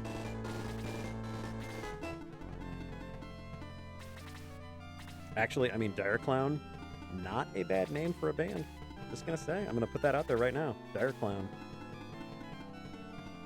All right, Arthur. Toss up. We are lining up, getting my dwarves out there.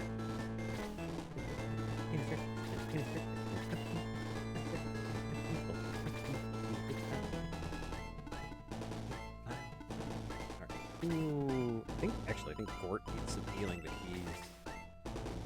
he's only up. He's fine. Luke, you're okay. I keep forgetting to use my healers properly, so oh, okay. Ken's got a little bit off of him. Arthur doesn't have any hit points to begin with. Let's go ahead and get Ken some hit points. I'm gonna show Zibby that I'm really useful. Then he'll want to keep me in his army. I will always keep him.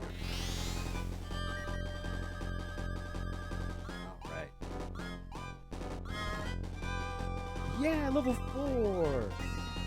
Alright. Now she can cast her spell 4 times. That's not a dig at her. She's awesome. I do like this a lot. Okay, what was better for Ken? Was it the spear or the... Oh, yeah, it's the lance. Alright, we're right up on this guy, so let's lance him. Let's lance him like a boil. Hey! Ooh! Ken. Getting a little... Pop in here. Alright. And May, I think it was the same for you. I think the lance was the better one. So we're going to go ahead and try to get this Dire Clown down in one shot. Let's go. Take it down. Oh, yes. The only good clown is a dead clown. I think that'll be my memoirs. Title. And Henri. You know what? I'm going to go here because if they attack Arthur, they might get you. Gort is not a fan of this Dire Clown either. I hate clowns! Oh, Gort really hates clowns. Yay, Black Box, welcome back. Hope you got your food. I killed a clown. You missed that. I'm about to kill another one. Want to see a dead clown? There he is.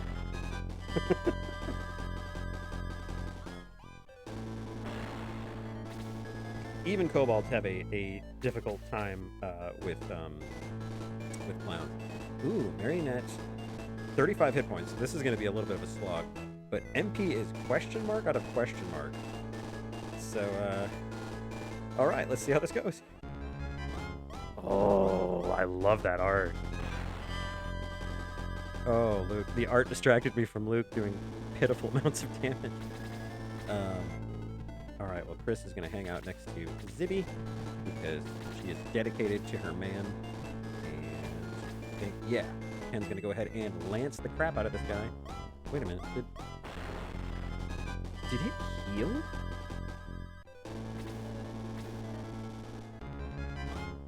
Did it heal or am I nuts? Oh, Arthur. Oh, honey. Youch. Okay, so it has magic. And I'm going to toast it.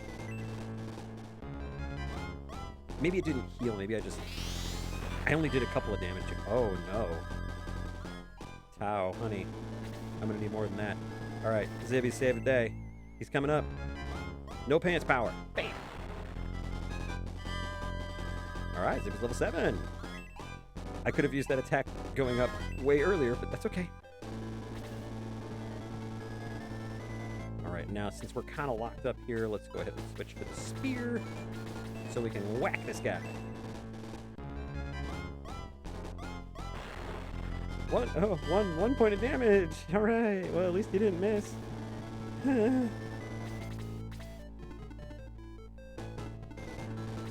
All right, Hans, my man, riddle him with your finest arrows. That is not what I wanted. Oh, we're too far away for a Gorton. Can't Gort this guy. All right, Luke, buddy, I really need some damage here. Pow! That's 3 damage. It's not entirely what I was looking for, but that's okay. Alright, Chris is all worried her man's up there. Alright, I don't think sleep's gonna work on him, and I don't have enough MP for it anyway, so it's gonna be Blaze level 1 all the way. I mean, I don't know about you, but I think Blaze level 1 still looks super painful. Oh, it's a wizard fight. It's a wizard fight. Oh my god, Luke is completely down? Tau is completely down. Oh wow, this thing needs to die.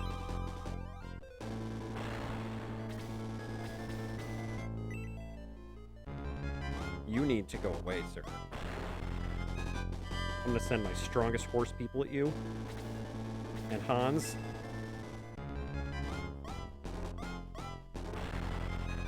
Alright, 1 point of damage.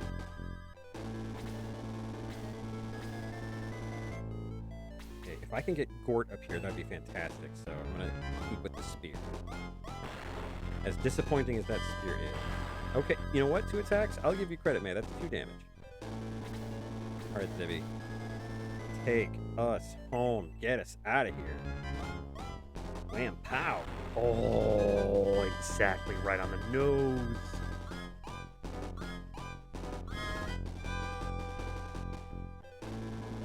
Oh, light will never defeat the darkness. Very poetic for a puppet. Gee, that evil woman was going to take me to Runefrost and feed me to a dragon. Thank you. I'm going home and I'm never leaving. Oh, good. So we've created an introvert. Well, these circus folk won't need their chest of coins now that they're dead. Ooh, steel arrow. That's something I'm going to give to Hans.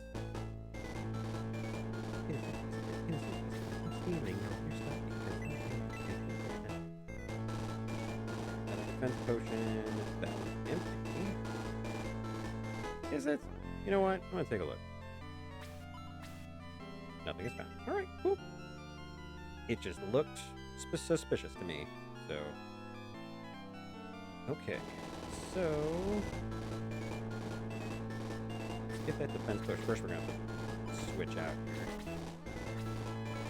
Give you healing seed to... Nobody has any open spot. Alright, we'll keep the healing seed, but we're going to drop...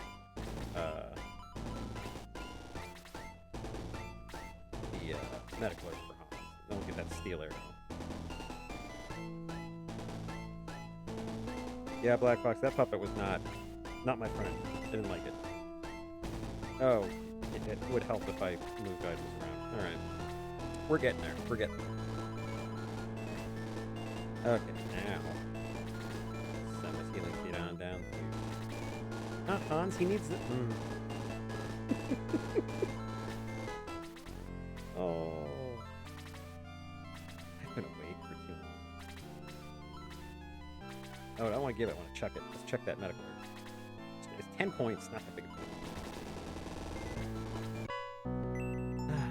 Alright. Let's give that steel arrow to Hans. This should take less than an hour to do.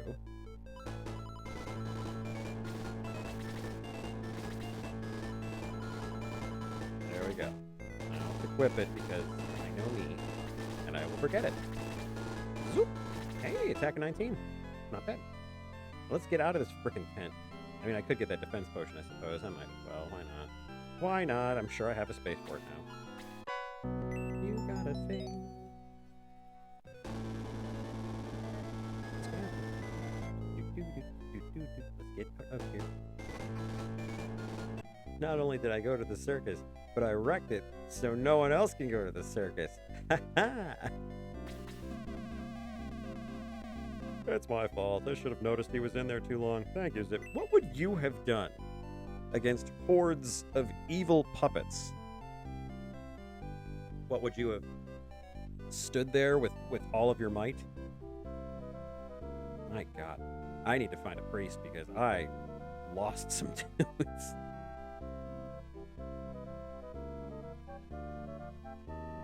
I'm going in circles. Yeah, that's the thing. Magic is very, very powerful in Shining Force 1 and 2, from what I remember. But, yeah, it can just rock your socks. That's the mayor. I don't want to talk to you yet. I want to go to the priest. There we go. Teach me how to heal, my friend. Bring back to life my slain allies. Arthur's in bad shape. It'll cost $40. Well, I don't know. Bringing back my friend from the brink of death for $40 in this economy? Luke's in bad shape. Yeah, Luke, man, he got waxed. Yeah, $60, no problem. Heal, my friend. Luke is my Tau. Oh, my poor Tau. $80 is a small price to pay for an elvish wizard. Ah, poor guys. That was a slaughter. They just whacked you. All right, now where's the mayor? Hey, mayor, your grandson's safe and not dead. Thank you so much if you take my ship. It's all yours now. Yeah, you better believe it's all yours, and I want all your money too, because of all your sass.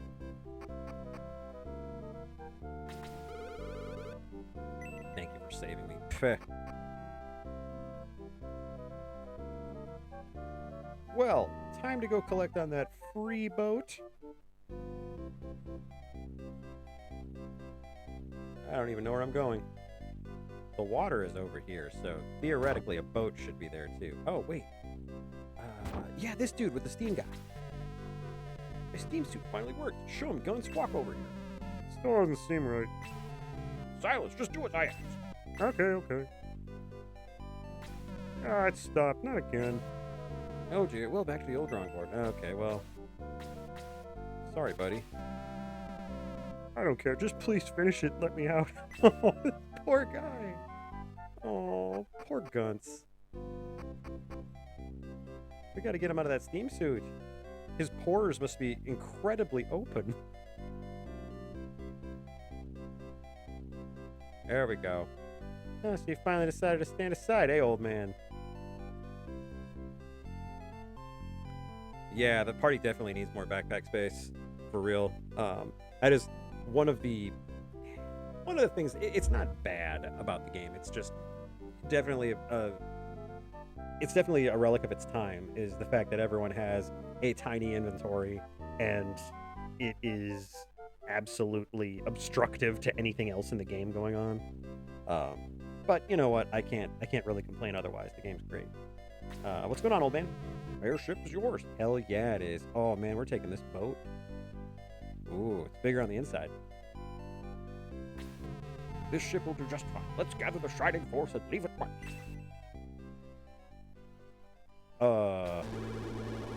You defeated my cats, but you won't bother me anymore. You're going to burn. This lady is trying to burn down my brand new free boat. Burn, Zibby, burn. You'll serve as an example to all who dare oppose RuneQuest. I hate this chick. I don't say that very often, but I hate this chick. Good riddance, insect. Okay, yeah, less talk, more rock. Come on. Zippy, run! The ship's going down. There's literally water all over here. We could put out this fire. I could just stand here and watch it. Yeah, Black Box, it's tied to level. So the higher level the person that passes away in battle, the more it costs to bring him back. No one's in that direction. Just fire. Oh, my free boat. I'll give them props. That was a pretty cool burning, sinking ship, but... your ship wasn't good enough. I had to burn it. This is bad. That was the only ship in town. Maybe the mayor can help you again. Yeah. Hey, you know that free ship that was yours that you gave me? It burned down in the harbor. What? They burnt your ship? Now we have no single ship in this town. The only other town with ships is the Ranbatol. But it's a long way from here. Are you still determined to go? Well, I mean, I need a boat, so we're going where the boat is. Ranbatol is very remote. It's far to the northeast. Go to Shade Abbey first. Ask my son all the details about the journey. Hey, kiddo, what are we doing? Head north to Shade Abbey. You shouldn't have much trouble finding it. All right, good deal.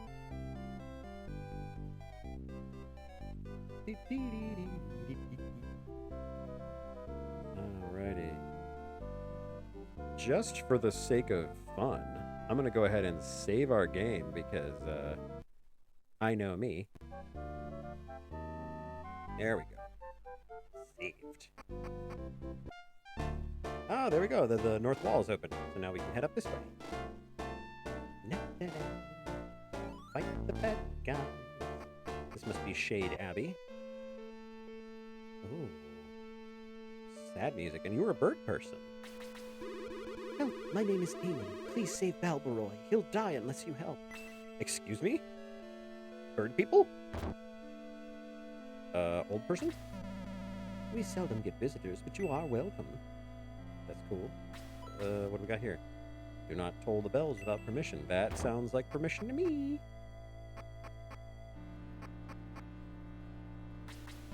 I'm so confused. I don't know what's real and what's my imagination. This is a bad place to be with that kind of mental state, sir. Crypt. No admittance. Oh. Where am I? What am I doing here? It's a good question, sir. You should probably get out of here. Oh. Why are you... Okay. Not a fan. Sorry, I can't talk while on guard duty. Everyone else can. Library. Barbie. Zippy finds an old abbey record and he reads, "Few know the truth of the legacy of the ancients. The danger is unimaginable." Zippy finds an old abbey record and he reads, "The purpose of this abbey is to prepare the way for a young man who will appear." I'm a young man. I appeared. Zippy finds an old abbey record and he reads it. "The legacy of the ancients was created by the gods to confine a vast evil." I believe it's the vast evil that we saw in the introduction of the game. Excuse me? Okay. Like that. Sanctuary. That's the bad thing.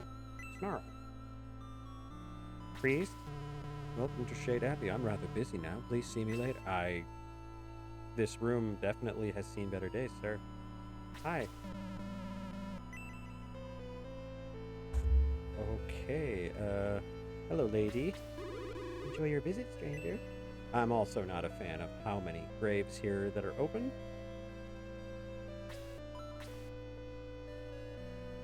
The grave is pretty messed up. It looks as if somebody recently dug it up. Oh, you think? Am I alive or dead? Where am I? Oh. Nothing's unusual. This is one of those things that it's like, it's too obvious of a thing that I wonder if there's always a secret special item or something in here.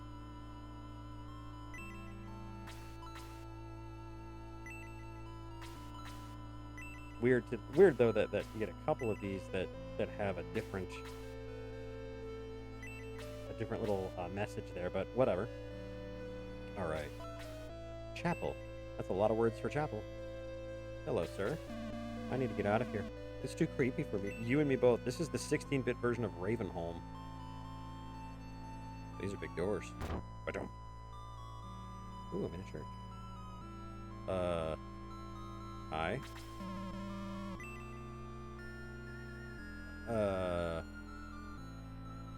Oh, hello. Run! It's a trap! Oh, whoa, bird person. Oh no. Been praying, and well you might.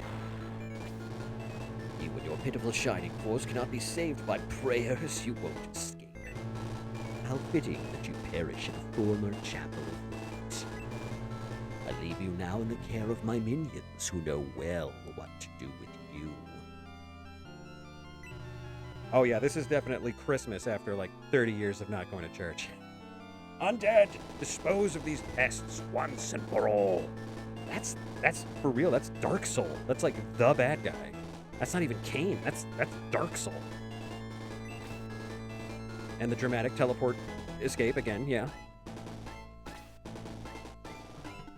Whoa. Okay, so this is interesting because like they took the standard battle and they threw it on its head because my hero is in a tremendously bad position He's surrounded by dudes, like literally surrounded by dudes. And he doesn't really have anywhere to go. Like, what we can do is we can like drop him back like a step and help bottleneck stuff, but like that's all we can do. And like, if Zibby's speed is high enough, then he might be able to rejoin the group.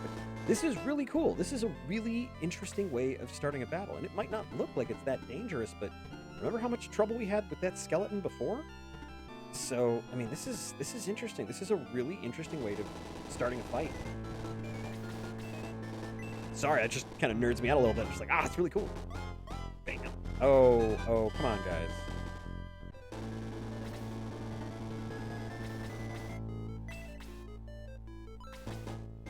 Switch me out that bronze lance. Get you. See, Ken, that's what you're supposed to do. You're supposed to hit them with the thing. Okay, Tao is going to be very important here, so I'm going to hold her back. Tao and Henri are both going to be really important. Hans, though. Hans is lamb for the slaughter. So I can get Zibby to head back here. I'll do that because these zombies have been blocked off by May and Ken, so that's good. And then, you know what? I'm not going to put Gord up. I'm going to let them come to us. Oh, crap. Oh, jeez. Oh, did I? What? I think I bought a spear for Arthur. I think I did. I don't know if that counts if I just thought I did, but let's see. Arthur? Yeah, we got him a lance and a spear. He's ready to go. Thank you for reminding me, Black Belt. Luke. Let's take this guy down. Axe to knee. Oh, Luke, honey. We're going to have a conversation because this is definitely not... Luke's performance review is coming up, and it is not looking good for this dwarf.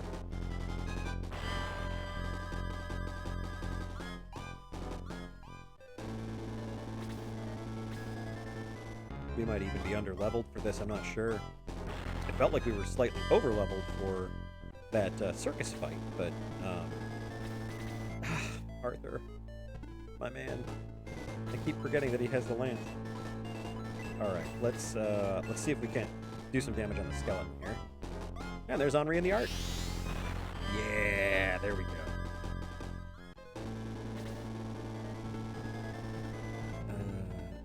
And I don't think anyone's really... Well, I think May might have taken this. Let's see. No, only one, so she's okay. Gord's doing alright. I think Luke's the one that took the hit. No, oh, Hans took the hit. That's right. He is completely inaccessible. So, that's too bad. Oh, here it comes. Here it comes. Oh. Whoa. Oh. Okay, he really wanted Luke dead. Really, really wanted Luke dead. I'm seeing a target-rich environment here for Tao and Henri, so that's good. Yeah, Luke is down. Chris is... Man, just, not a good day for the Shining Force. Alright, Luke. Let's get him. 2 attacks would have been really cool, Luke. Alright, so let's mess up some bad guys. En masse. Time to burn this church. Good grief. Yeah. Told you. I told you she was going to be super important. Magic, baby. That purple zombie has not done anything. What are you? Of course you're a ghoul. Why would you be anything else? Okay. I really don't want Zibs to get up there in the front, so we're going to get... Doesn't seem like anyone has a ranged attack, so... You know what? I'm going to say that, and then he's going to have magic. Okay, no magic. Good. This zombie needs to die again. Nope. Pants!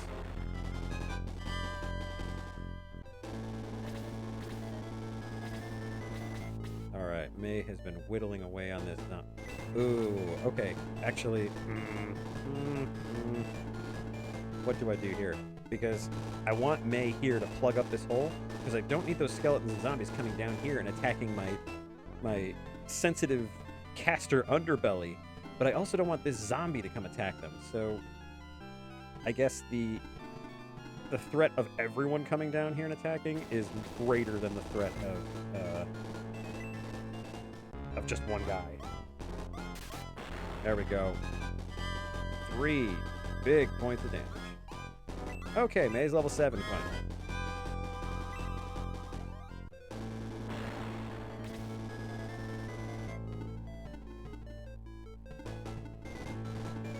Yeah, Hiroko made creepy hats. And they were infiltrating the Cobalt Cave.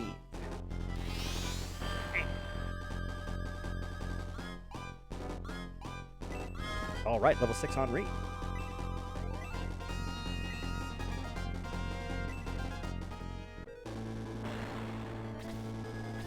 Okay, Hans is going to be 100% useless. Well, no, he's not useless because he's blocking a hole.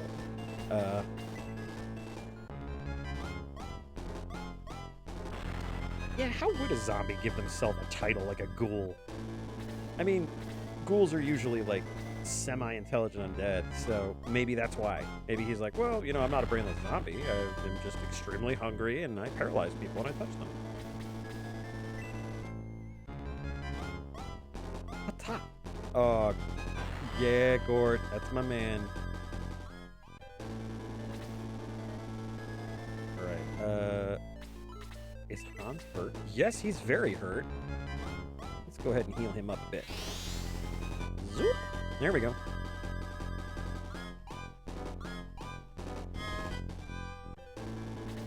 I'm in a church this time. I'm in a church this time. Okay, glad I healed you. Glad. Oh. Please miss. That's not missing.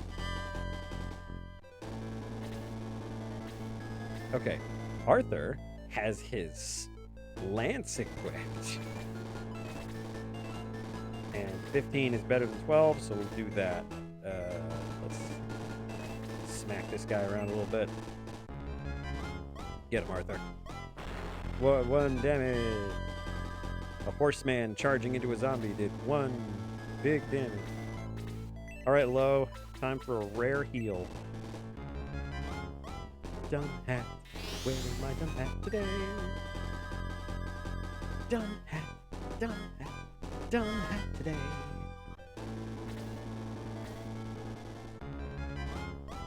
Alright, Gort, you got this. Yeah. Interesting, too. I don't think these zombies are poisoning us. I say that now, and they're going to just start poisoning us en masse, but... Okay, cool. I think that ghoul, though, if the golden rule of video games still holds true, purple typically means poison.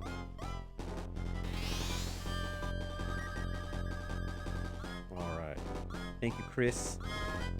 Keeping my elf nice and healthy. And, all right. Oh, we are in prime position for a big fat blaze, too. Starting a fire in a church. Bam. 1 down. Bam. Big hit. Bam. Another down. All right. It's great. How is so great? She's great. How is so great? She's great. I always get excited because like they level up and I'm like, and did she learn a new? Oh.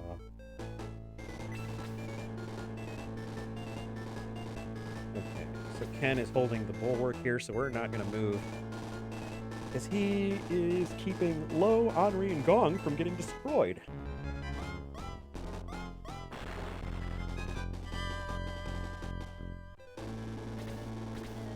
All I know is that ghoul is probably going to be an enormous pain in the tail to actually kill. Again. Yeah. 16 points of damage. That's the fury of no pants.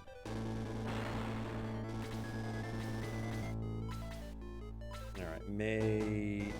You might actually kill the zombie. I doubt it, but you might. Get her, girl. Yeah. All right. Happy about that. Henri. Okay, yeah, we are definitely going to try to get this skeleton because he is no good. Whoosh. 8. Okay, that's all right. Anybody can take him down now. Speaking of anybody, it's Hans. Everyone's favorite anyone. No, we won't do that. Again, he is holding his own against these guys. But he can use the level, so let's do this. I may have made a tactical error, but Hans needed to level up to 6. Okay, Gong. Gong, my man. Can you heal anybody? Can you do something to me, my buddy? Ken definitely needs some healing. Alright. Maybe we'll get him up there. Maybe he'll get up to level 4 or 5 or something. I don't know. Alright, let's see. Hans, can you take this? Wow. I mean, I gotta say, MVP for damage this round has been Hans.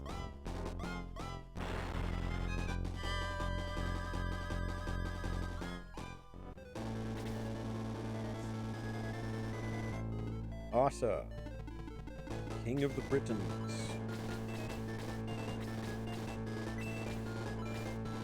Can we kill something with you? Maybe this zombie? I doubt it, but we'll give it a shot. Oh yeah, time flies, doesn't it, Blackbog?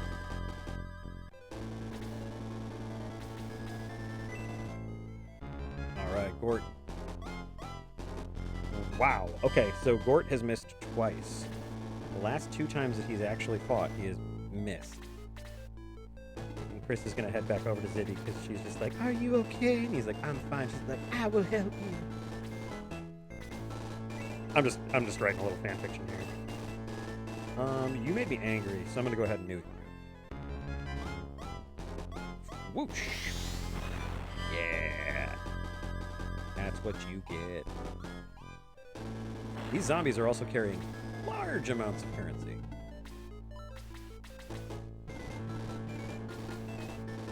Alright, Ken. Get him. Okay, so these zombies... He got 1 experience point, and that's all he needed. Alright, good deal. Good deal, Ken. You know what? I'll take it. I will take that to the bank. Let's jump over to the spear, see if we can do a little damage onto this zombie before Henri's turn. That is a little damage.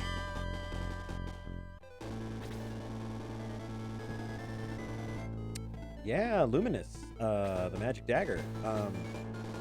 If you remember, at the end of Chapter 4, when Katya showed up, she used some kind of magic eye thing, and she was able to see that the sword that Kisuke was using, the dagger, was obviously a magic item, but magic in real works a little differently. So the dagger actually works off of the life force of the user. So it was taking his life to use it, little by little. And the last time we saw that dagger, which I believe was called Luminous, the last time we saw it, it was in the care of the Mage's Pearl.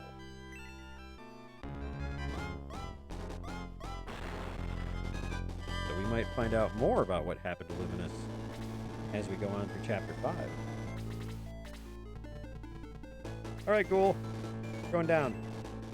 Power of no pants compels you. Oh no, he's not wearing pants. I've met my match.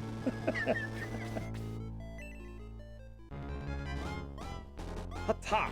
Alright, 1 big damage, May. Good job, good job. Definitely earning your pay. How much do you earn as a Shining Force member? Oh, this was a bad idea. Oh, no.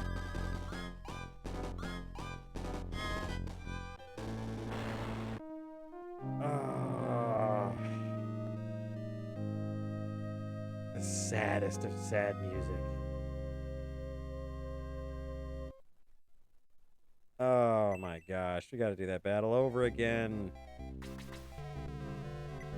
I think I lost half of my gold too.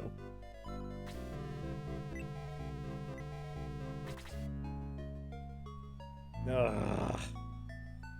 That hurts. That sucks. That was just a really bad tactical error. We're all the way back in Rindo. Blech. Lame old Rindo.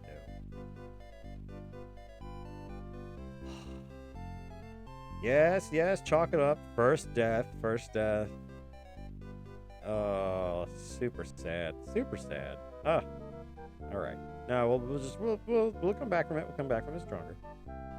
Oh man. All right, what do you think, guys? Should we attempt Shade Abbey again?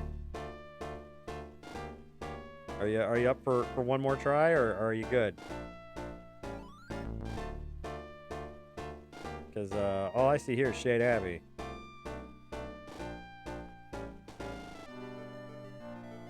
Let me check and see. When was the last time I saved? I believe I saved when we left Rindo.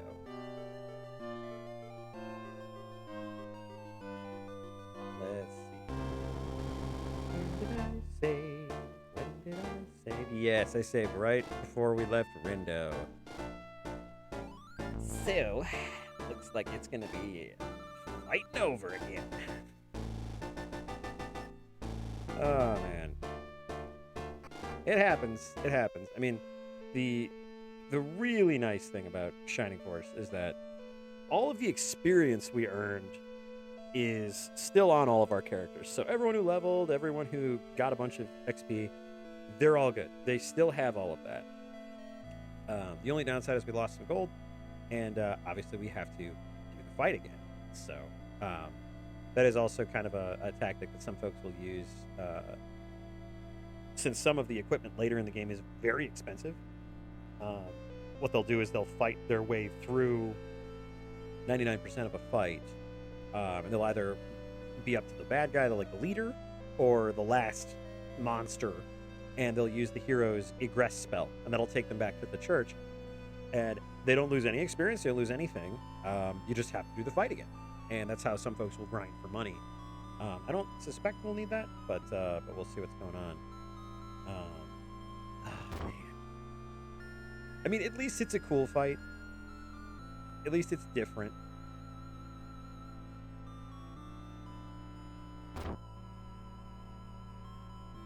And there's a delightful bird person that needs our help. Look at him.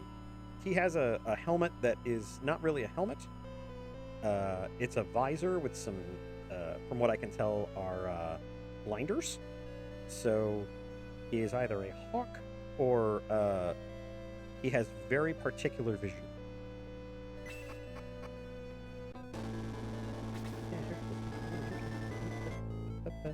Yeah. So, yeah, Cow is level 9 now, so she's going to be doing a little bit more damage. And we're going to get our ranged guys a little bit further down.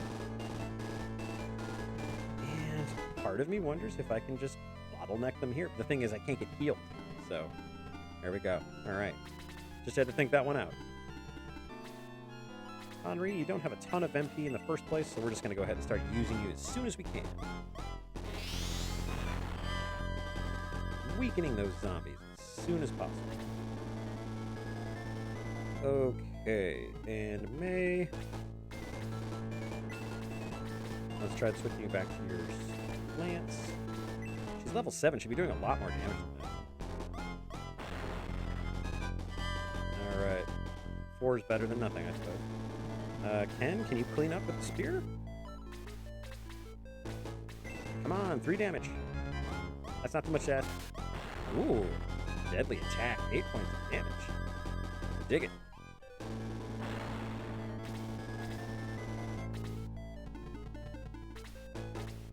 Okay. So Luke,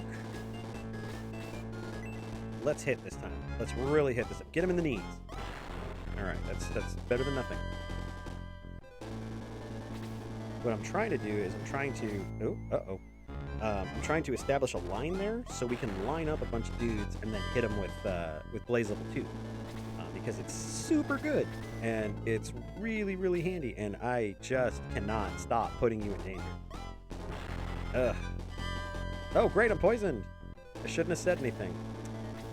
Alright, alright. I get it, I get it. Alright, Arthur. Let's stab him. Stab him with your stick. 1 damage, alright. Yeah, Blaze is really good in this one. I guess I will jump over here and heal Zippy because that was our problem last time. Alright, Gong, this is a one-time deal. Chris is the dedicated healer for Zippy because she's adorable. So, don't get any ideas. Alright.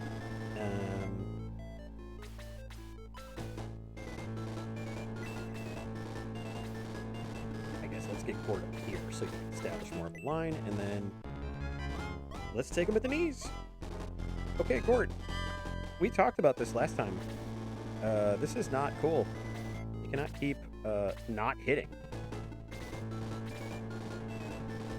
Ooh, if Tao can go over there, she's going to get a very, very, very tasty attack.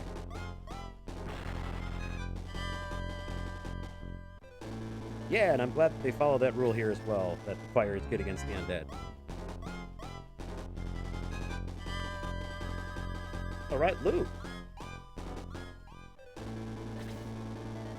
Okay, low. Let's keep you back here. Is anybody... What about this zombie next to it? Big 1 damage. Alright, let's use the lance and try to put some damage on this guy, so maybe Tao's Blaze will kill him. Oh man, Ken. Ken's running for MVP this year. Yeah, here we go. Let's try here. Yeah, that should be pretty effective.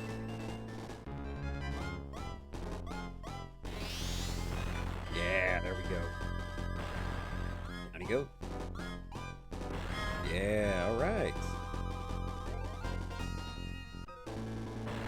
It's like she only killed 1 guy, but still, like, what a trooper. Let's get this zombie away from Zippy. There we go. And we can park next to him. Alright, and he's level 8. Her attack's finally catching up, which is super nice. Okay, Zippy. I guess you can plug this hole, and nothing's attacking you at range, so the most you'll take is 1 attack. And this skeleton should die. Again. There we go.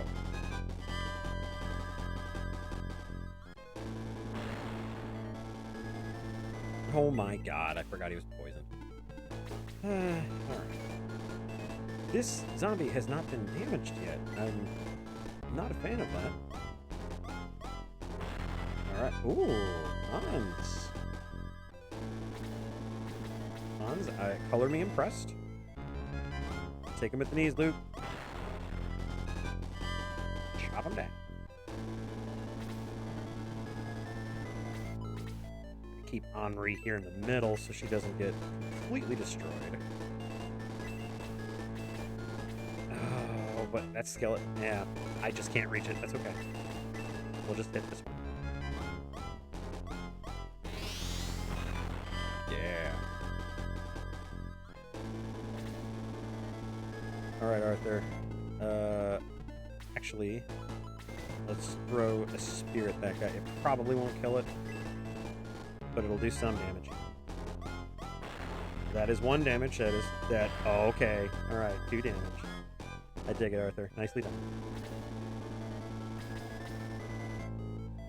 All right, Gort. I'd like you to hit once. What is going on with Gort? This is insanity. My little green machine is not doing what I need him to do. Gort. Gong, I should say. Gong. Why don't we just attack with you? Let's see what happens. Probably nothing. Yeah, 1 damage. Alright, saw that coming.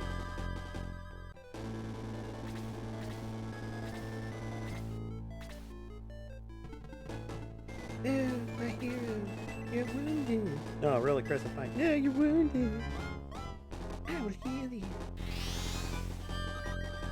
Yeah, I'm beginning to think that, Black Box. I think Gort needs a timeout.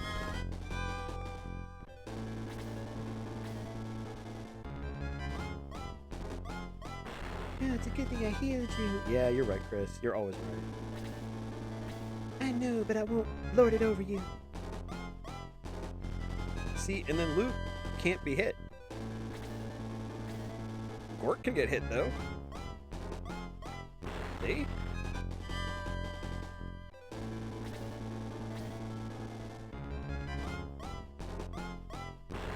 Okay, well, Luke got hit that time, so it's because I said something. It's because I said something.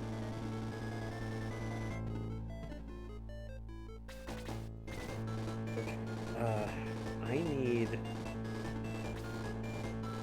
I need this skeleton to be dead. But that's not going to happen in this range. Henri's going to have to take him down the rest of the way. Okay. While I'm impressed by the dual attack. Alright, well. That's okay. We'll do Blaze level 1. I don't want to waste a Blaze level 2 on one guy. Especially a non-boss character.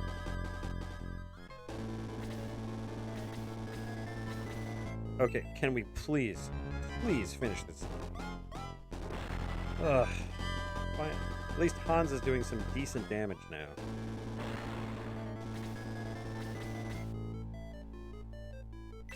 Okay, Zibby is actually going to go ahead and he doesn't have a healing item.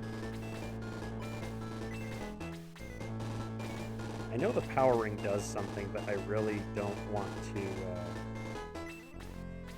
I don't want it to break or anything. Okay, so the skeleton's got an attack of 21. The zombie's got an attack of 18. If I take out the skeleton, at least the weaker thing is going to be hitting me. But, man, I could really use some HP. And I don't want Tau to get nuked either. You can see what problem I'm in.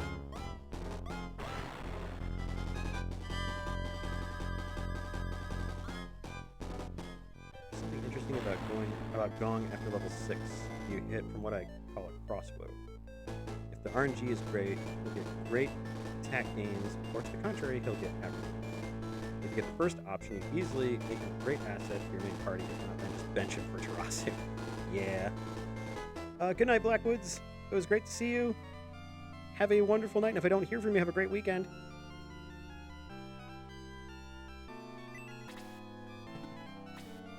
And wrong side, yeah, that's the, that's kind of the phenomenon I've seen previously, is that Gong has this thing where he is either super rad, or he just burns out. He's just not worth it anymore.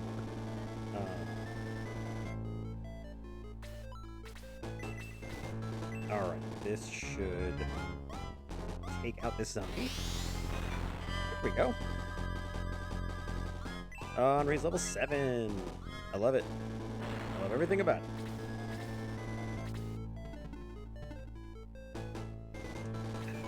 Who can we heal? Ken can use this, definitely.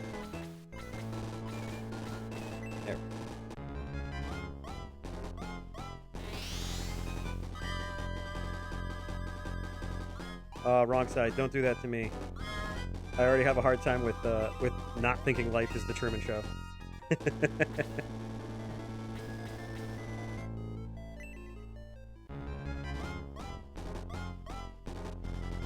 Okay, Gort is getting benched. Like, I'm super unhappy with him right now. You know what? I'm not even going to cure his poison. Not immediately, anyway. I'm going to let him think about what he did. Or didn't do. Okay, the dwarves are apparently in solidarity with each other. What, are you mad because there's so many centaurs? I mean, that's not cool either, man. This is the zombie Neo. He cannot be harmed. He is one with the He's one with the Matrix. Have a good night, Black Fox. Thanks for being here. Hope you have a good night, and if I don't see you, a good weekend as well. we're gonna be finishing up here real soon. So once we get done with this battle, we'll be heading out for the night.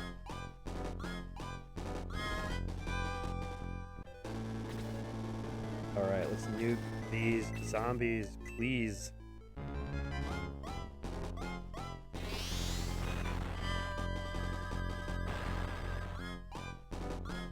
All right. They are killable. Not to Gort, but they are killable.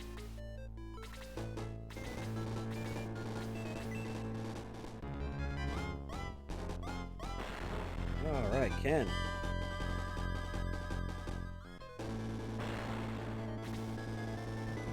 Henri gets some.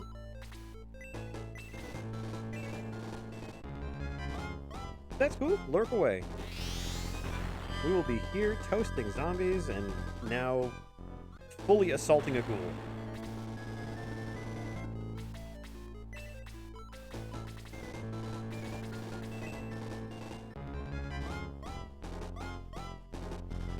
Okay. This is, I think, what we were running into last time. Let's see. What do we got here?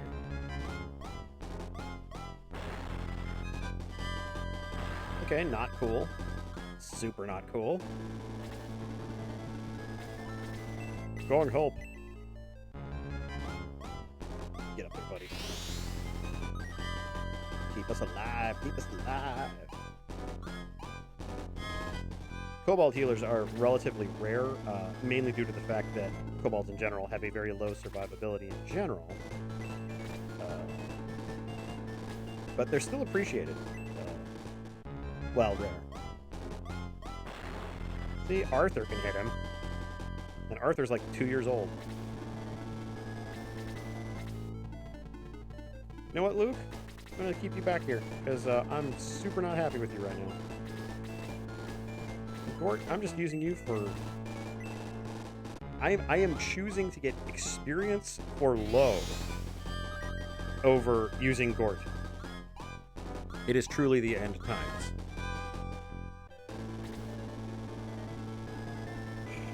Alright, let's see if he can hit. Oh my god, he hit the guy. But he should have been doing this entire time.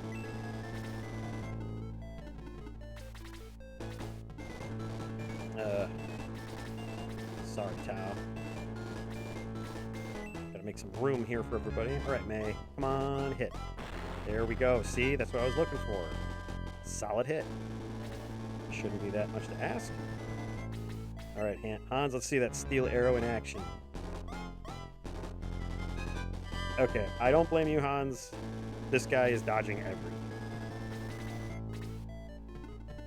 Oh no, Gong is not going to move because that would kill Tao. Ken's going to walk right up to this guy and hand him his lunch.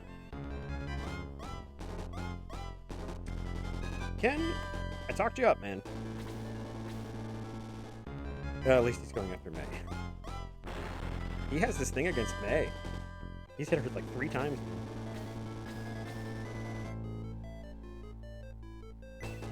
Tell you what, we're going to move up with Arthur, and we are going to whack this guy with the lance, because we need Henri or Tao to get up in smacking damage range.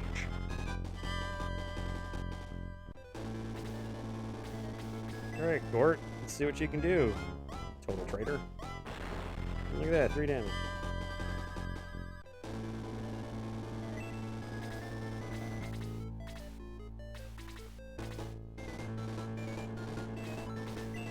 Oh, Sid, you look like you're hurt. Oh, I'm only slightly hurt. No, I'll heal you, because I'm so good at it. Oh my god, Chris, thank you. That's so sweet of you. All of my MPs for you, baby. I'm still working on that fanfic. Alright, let's end this now.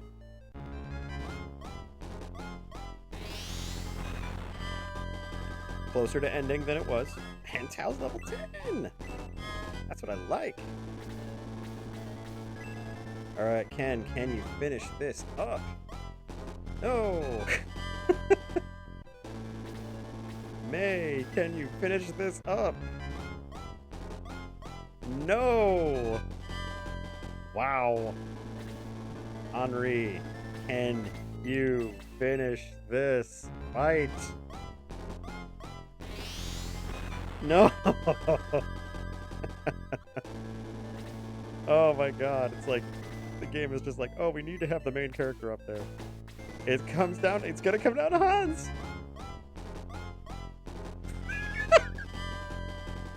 Oh my god, this thing cannot die!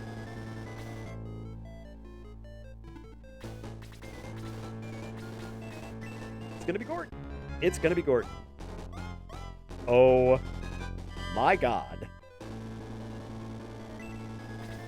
At this point, the poison has done more damage to Gort than the initial hit.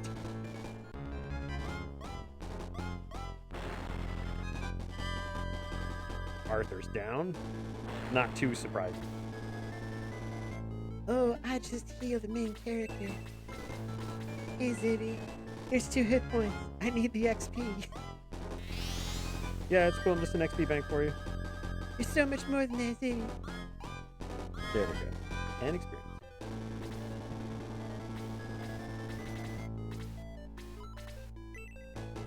All right. This guy's toast. Finally.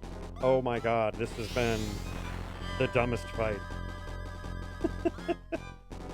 I love this battle. That fight was stupid. I am Balbaroy. I was turned to stone by Dark Soul when he took up the bodies of the dead. Why hasn't Dark Soul turned us to stone? Wouldn't that just end the game? Maybe he can't. Maybe I'm just too shining for him. Balbaroy joins the Shining Force. With a sad, sad song. I will join you to fart. To fart. It's getting a little late. I will join you to fight Dark Soul's evil. Okay, cool. Bird person. So, just to kind of help illustrate exactly what just happened. So all of the people here turned into zombies, and we eliminated them all. So everyone's gone. That's super macabre and sad. Thank you for saving Balbaroy. Let me go with you so I too can fight evil. Oh, Amen. She's so cute.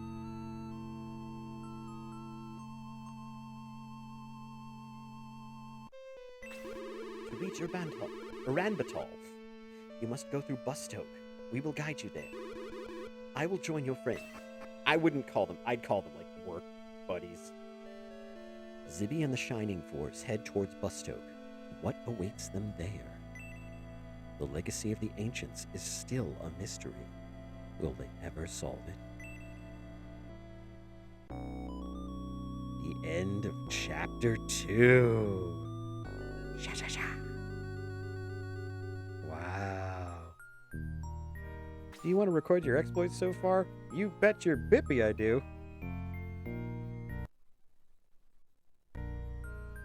Okay, we saved the game. Guys, we've just toasted Chapter 2. We picked up Henri and Arthur. We went to Shade Abbey. We killed a bunch of innocent people that turned into zombies. We got some bird people. We found out Gort was a traitor because Gort didn't land a hit that entire second fight. What a jerk. How did he miss? Everything's legs to him. I mean, they're just targets everywhere. Well, in any case, that is Chapter 2. I'm super happy with how far we've come in this game, and I'm having a great time with it. Losing that one fight aside, I'm having a great time. And I hope you are too. Hope you guys are enjoying the game. And if I remember correctly, there's not a ton of game left. I mean, I know there's, I think, a couple chapters, maybe 2 or 3 chapters more. So if you guys have any suggestions, aside from like Shining Force 2, let me know. Let me know what you guys would like to see. Yeah, just more stellar, with an asterisk, gameplay from me, and more fun games up in the future. You can tell I'm tired because I'm saying a lot, and yeah, I believe there is a sock drawer waiting for me. So I think I'm gonna call it for here tonight. Wow, we've gone about 2.5 hours. That's pretty good. So, in any case, thank you so much to everybody who was watching. I'm absolutely having a wonderful time with y'all here. Just thank you so much for being here, and I look forward to seeing you again. Our next stream is going to be on Monday, same time, same place. But wrong side, I will do any console. I'd be happy to do any console. There's a lot of consoles that I have not encountered yet in this realm, so I would be happy to try anything, really. So, in any case, I bid you all a wonderful night. Thank you for being here, and we'll see you next time. Bye-bye.